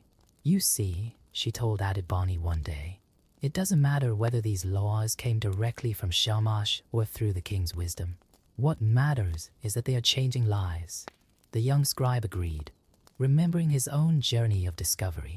From initial doubts about the divine origin of the laws to understanding their true meaning and impact. One afternoon, while working on his copies, Adebani received an unexpected visitor. It was the nobleman who had murdered Inanna's brother, now serving his punishment through work and compensation to the family. "I've come to thank you," said the nobleman, surprising the scribe. "These laws, they made me see that no one is above justice, not even us, the privileged." That moment crystallized something that Adebani had been realizing throughout his journey. Laws were not just a set of rules to be followed, but an instrument of social transformation that affected everyone, from the humblest to the most powerful. The work continued, and with it came new responsibilities. Hammurabi entrusted Adebani with the task of creating a special compendium of the laws, including not only the decrees, but also examples of their application and the fundamental principles that guided them. "This will be his legacy," said Nursin, watching the young scribe work on the special tablets. "Long after we are all gone, these words will continue to guide people in their search for justice." As he completed his work on the compendium, Adebani reflected on his own transformation. From a young scribe full of doubts, he had become not just a recorder of laws, but a guardian of something much greater, the idea that justice could be codified, understood, and applied universally. One evening, while finishing the last tablet of the compendium, Adebani found Ninsan working alone in the temple. "Why do you choose to become a scribe?" she asked. "At first, I just wanted to record history," he replied after a moment's reflection. "But I've learned that sometimes by recording history, we help to create it." The sun set over Babylon, casting long shadows through the temple windows. Adebani looked at his completed tablets, each containing not only laws, but also the stories of the people who had helped shape them. Hammurabi's code had become much more than a set of divinely inspired rules. It was a testament to the human capacity to seek and create justice. And so, in the ancient clay streets of Babylon, a silent revolution had taken place, engraved for eternity on clay tablets by a young scribe who learned that true justice is born from the harmony between the divine and the human, between authority and compassion, between tradition and change.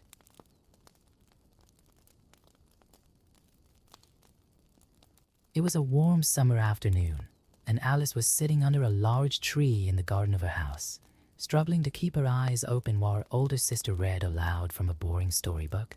The golden sun filtered lazily through the leaves, creating dancing patterns on Alice's blue dress, and she sighed repeatedly, wishing the book had at least a few illustrations to make it more interesting to read. "What's the use of a book without pictures?" she muttered to herself, absent-mindedly playing with the daisies growing around her. Then something extraordinary happened, something that would change her life forever.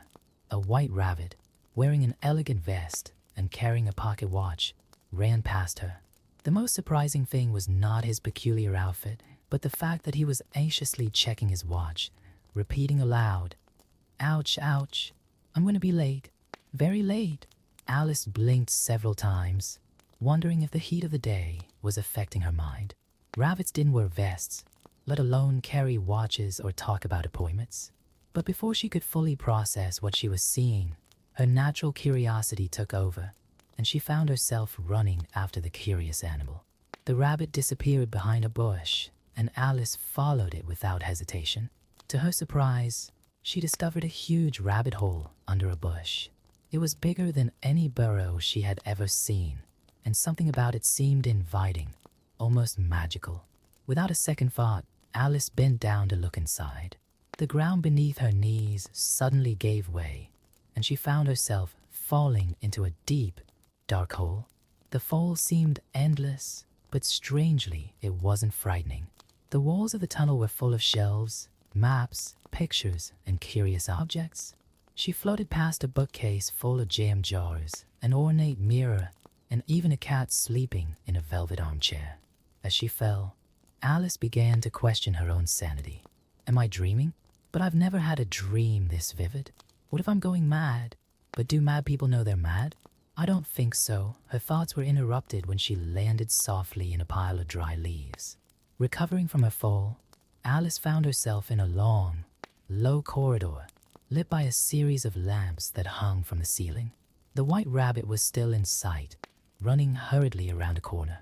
Alice followed him, determined to find out where he was going in such a hurry. The corridor led to a circular room with several doors of different sizes. In the center was a glass table with a small golden key on it. Alice tried the key in all the doors, but none would open, except the smallest one, which was so small it could barely fit a mouse. Returning to the table, she found a bottle that hadn't been there before. The label read "Drink Me" in elegant letters. "Well, if it makes me grow smaller, I can get through the little door," Alice reasoned. "And if it makes me grow bigger, I can reach the key that's too high. One way or another, something interesting is going to happen." She drank the contents of the bottle, which had a curious taste, a mixture of cherry pie, custard, pineapple, roast turkey, and hot caramel. Immediately, she began to shrink down to the perfect size to pass through the small door. However, she realized that she had left the golden key on the table, now unreachable due to its diminutive size. Frustrated, Alice noticed a small cake with the words "Eat me" written on it in raisins. "Well, I'll eat it," she decided. "If it makes me bigger, I can reach the key, and if it makes me smaller, I can crawl under the door." The result was more dramatic than she expected. It grew so big that its head hit the living room ceiling. "Curiouser and curiouser," exclaimed Alice, surprised to realize that she was making up words. Her tears of frustration were now the size of a bathtub, and soon the room began to fill with water. In the midst of her dilemma, the white rabbit passed by again, even more hurriedly, dropping his white gloves and fan. Alice picked them up and, shaking herself with the fan, realized that she was shrinking again. Soon she was swimming in a sea of her own tears, along with several other creatures that had been swept away by the current. Among the creatures was a very dignified mouse, who seemed rather irritated by the whole situation. "Mr. Mouse," Alice began politely, "can you tell me how to get out of here?" The rat just looked at her with disdain and started swimming away, followed by a duck, a dodo, and several other strange creatures. Alice followed the group to the shore, where they all gathered, soaking wet and grumpy. The dodo suggested a racing committee to dry off, in which everyone ran around in circles without a defined finishing point. Alice found it all very confusing, but took part nonetheless, realizing that in this strange place, logic seemed to work differently. As she ran with the creatures, Alice began to understand that she had entered a world where the normal rules didn't apply. A world where rabbits wore watches, rats were dignified enough to be offended, and races didn't have to have winners. It was a world that defied everything she knew and yet somehow made its own kind of sense. The sun was beginning to set in this strange place, painting the sky in colors Alice had never seen before. The shadows lengthened in impossible ways, and she could swear that some of them winked at her. The white rabbit had disappeared again, but now Alice was determined to explore this wonderful world, no matter how strange or frightening it might seem. As Alice familiarized herself with this peculiar new world, the white rabbit reappeared in the distance, still frantically checking his watch. Without hesitation, she said goodbye to the drenched creatures and followed the hurrying animal along a winding path that meandered through impossibly colored trees. "Please wait," called Alice. But the rabbit only muttered something about the Duchess being furious and disappeared behind a bend. Turning the corner, Alice came across a charming, albeit somewhat crooked, house with chimneys that spewed smoke in the shape of letters of the alphabet.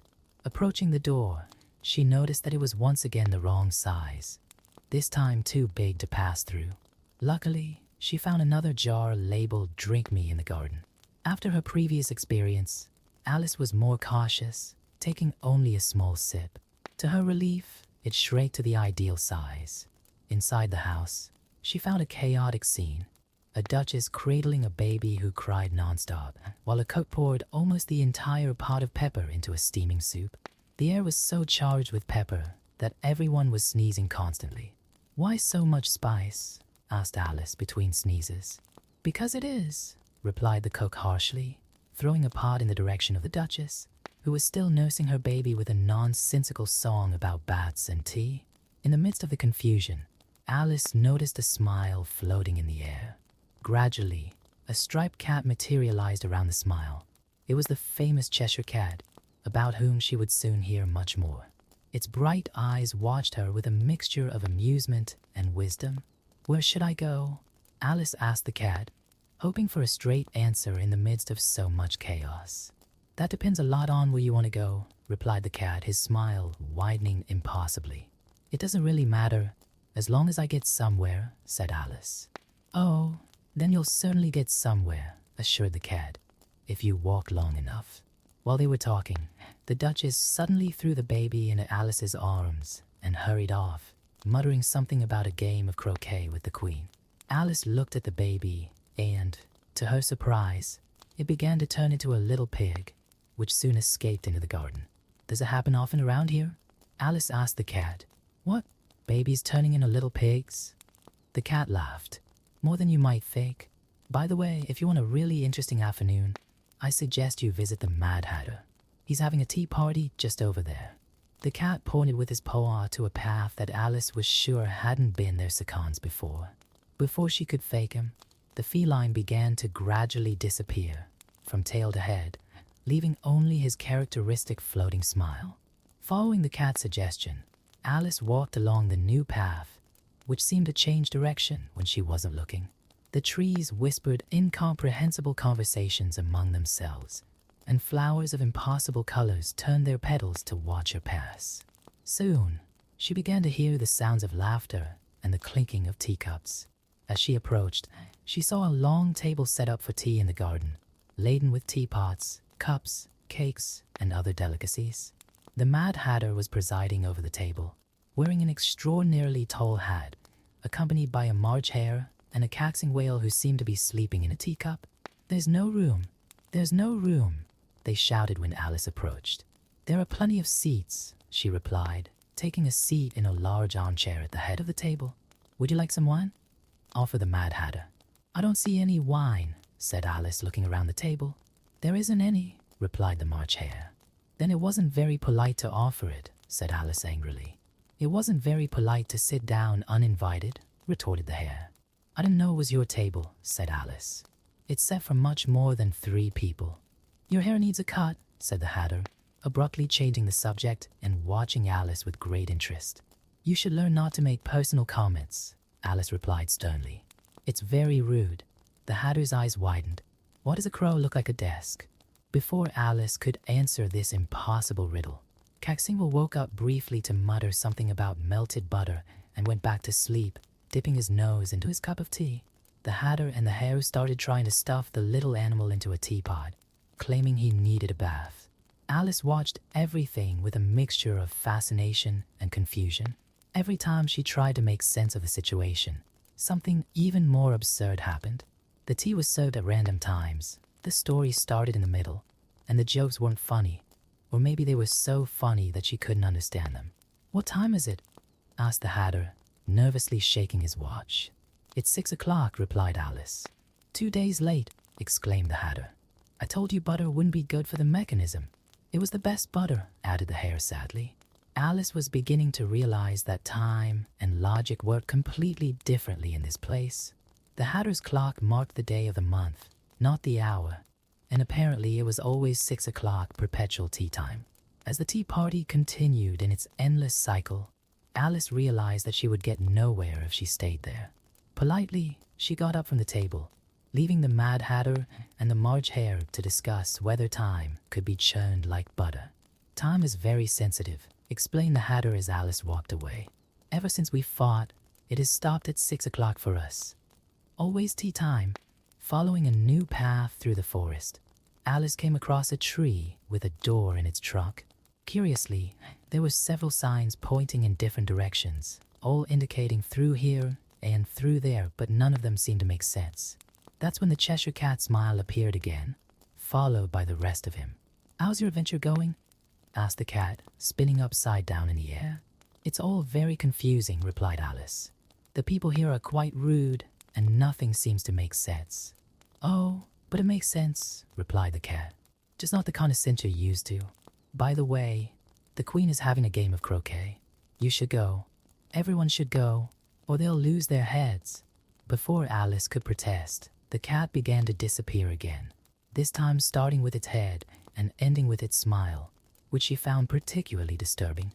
Following the enigmatic feline's directions, Alice soon arrived at a beautiful garden. Gardeners in the shape of playing cards were busy painting white roses red, working frantically and spilling paint everywhere. "Why are you painting these roses?" asked Alice, curious. "Well," replied the Five of Wands, looking nervously over his shoulder, "we planted white roses by mistake, and the Queen of Hearts hates white roses. If she finds out, she'll have our heads cut off."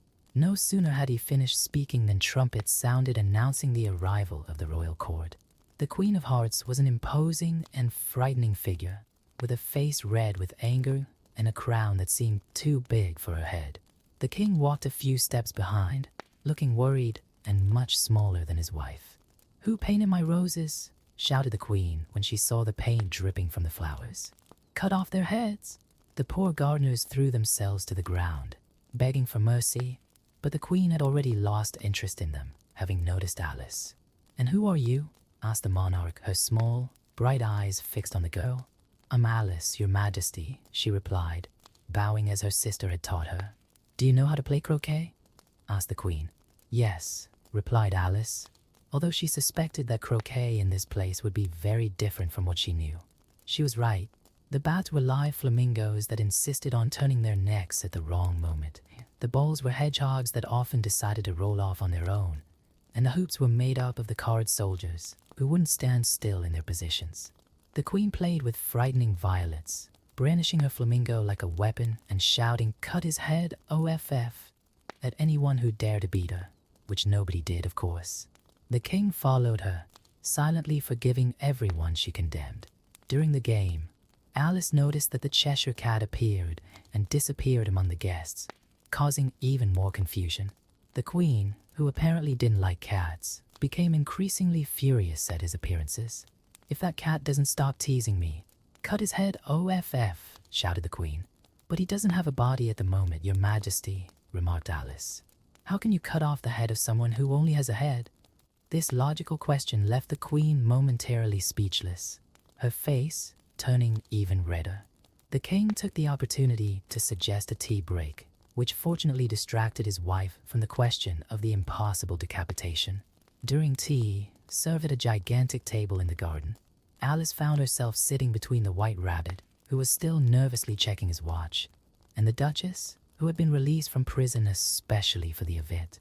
"The moral of all this," began the Duchess, "is that love makes the world go round." "Someone said it's pride that does that," commented Alice, trying to remember something she had read. "Whatever," said the Duchess. "It could be both, as long as you find a moral in everything." The banquet was a surreal sight. Pies that sang when cut, puddings that changed color, and cookies that made people grow or shrink at random. Alice ate very carefully, fearing that she would change size in the middle of the real dinner. The conversation at the table was just as strange. The Queen was arguing with the Griffin about the best way to perform a dance, while the false turtle was crying into his soup, remembering his school days at the bottom of the sea. The Mad Hatter had snuck into the party and was now trying to fix the White Rabbit's clock using butter and cake crumbs. "Is all this a dream?" Alice wondered aloud, observing the chaos around her. "If it's a dream, whose is it?" replied the Cheshire Cat, materializing in an empty chair. "Yours." "Mine?" "The Queen's?" "Maybe we're all part of someone's dream." Before Alice could ponder this philosophical question, the Queen announced that it was time for the trial. Although no one knew exactly what crime would be tried or who would be accused. "Everyone in a court," ordered the Queen. "And remember, sentence first, verdict later." Alice sighed, realizing that she was about to witness yet another demonstration of the inverted logic of Wonderland.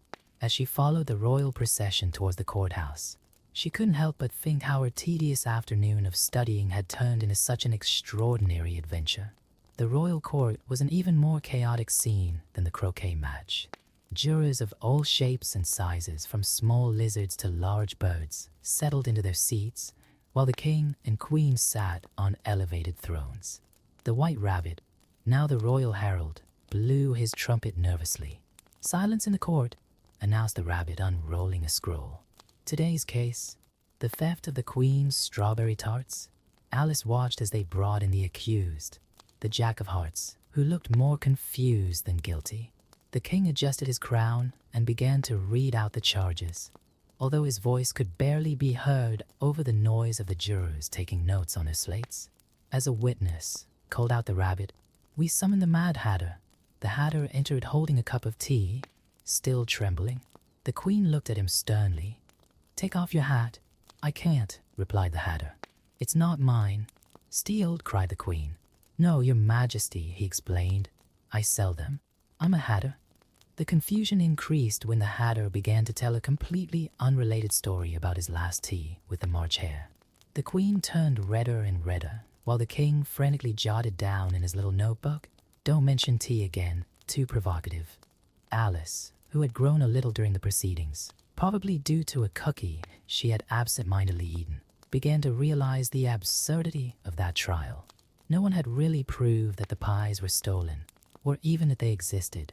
The next to testify was the Duchess's cook, who only talked about pepper and turtle soup, causing a series of collective sneezes in the courtroom. The Cheshire Cat appeared and disappeared among the jurors, making ironic comments that made the Queen even angrier. "Order! Order in the court!" shouted the king, banging his gavel, which, for some reason, was made of jelly.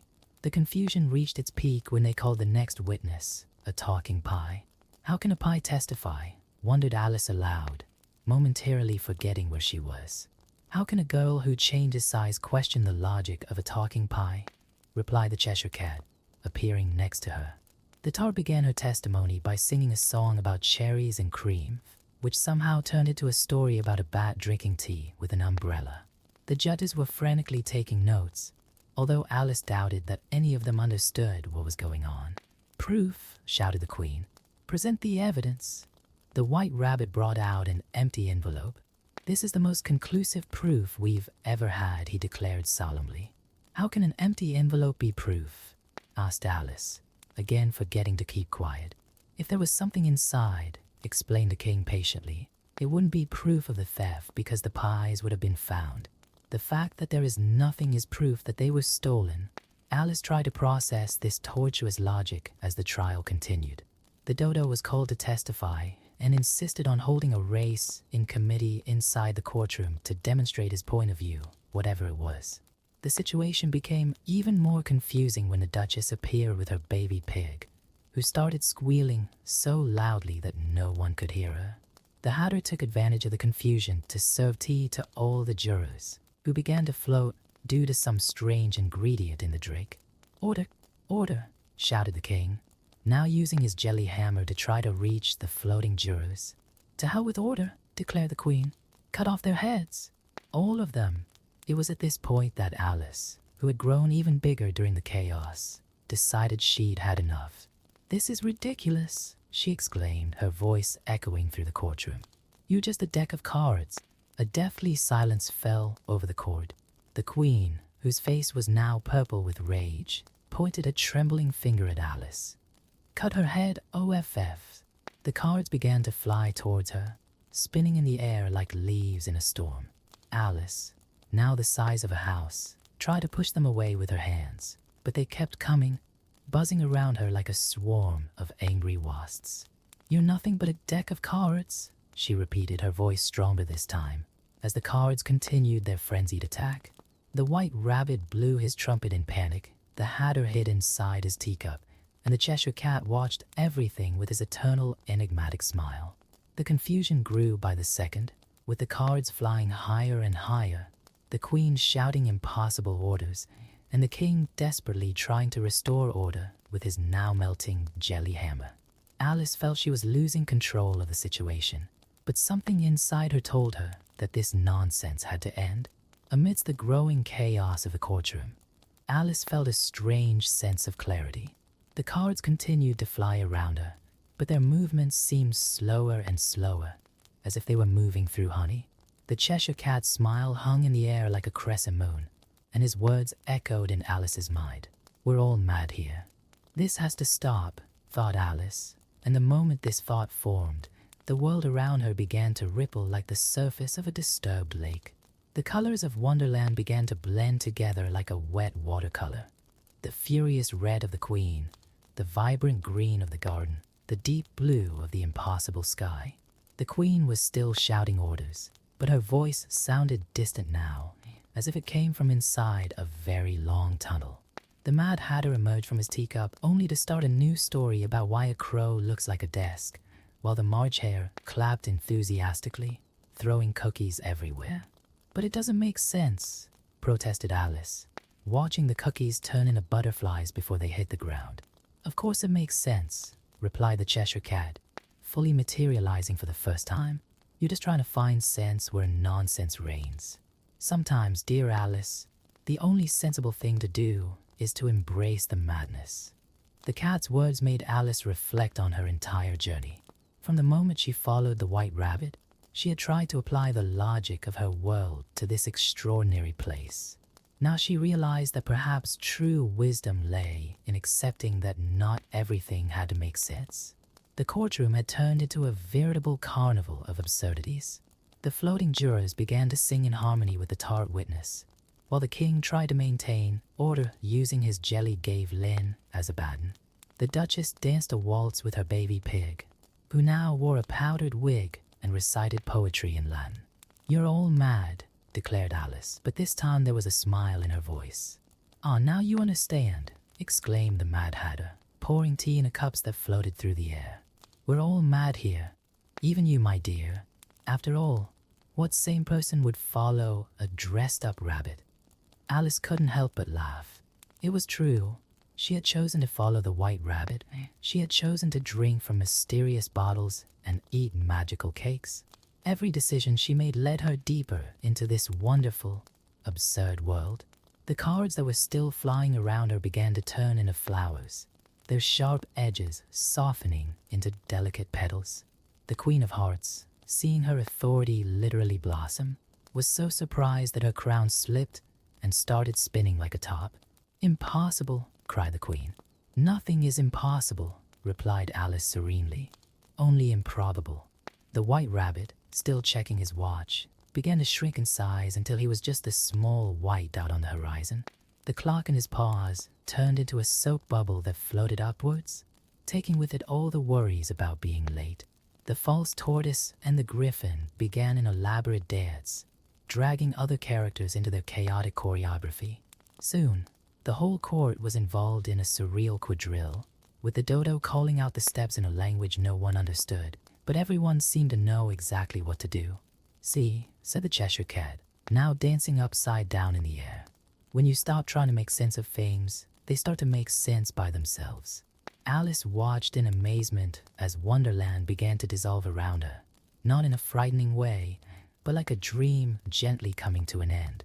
The colors began to soften, the sounds became more distant, and she felt a deep peace come over her. "It's time to wake up," whispered the cat, his smile being the last thing to disappear. Alice opened her eyes slowly, finding herself once again under the tree where it had all begun. Her sister was still there, the storybook on her lap, looking at her curiously. "You slept for a long time," said her sister. "You must have had some interesting dreams." Alice smiled, sitting up and fixing her blue dress. The daisies were still dancing in the afternoon breeze, and in the distance, she could have sworn she saw a white rabbit scurrying among the flowers. "You know," said Alice thoughtfully, "I think I've learned something important today." "And what would that be?"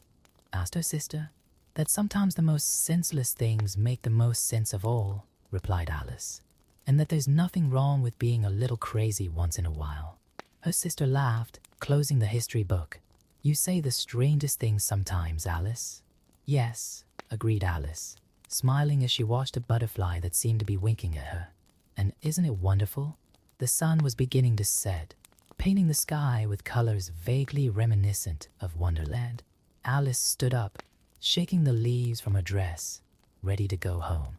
But she knew that a part of her would always remain in that extraordinary world where rabbits were watches, cats can disappear, and a cup of tea is always an adventure waiting to happen. And so ended Alice's adventure in Wonderland. But as the Cheshire Cat might say, no story ever really ends. It just continues in a different way, somewhere else, waiting to be discovered again.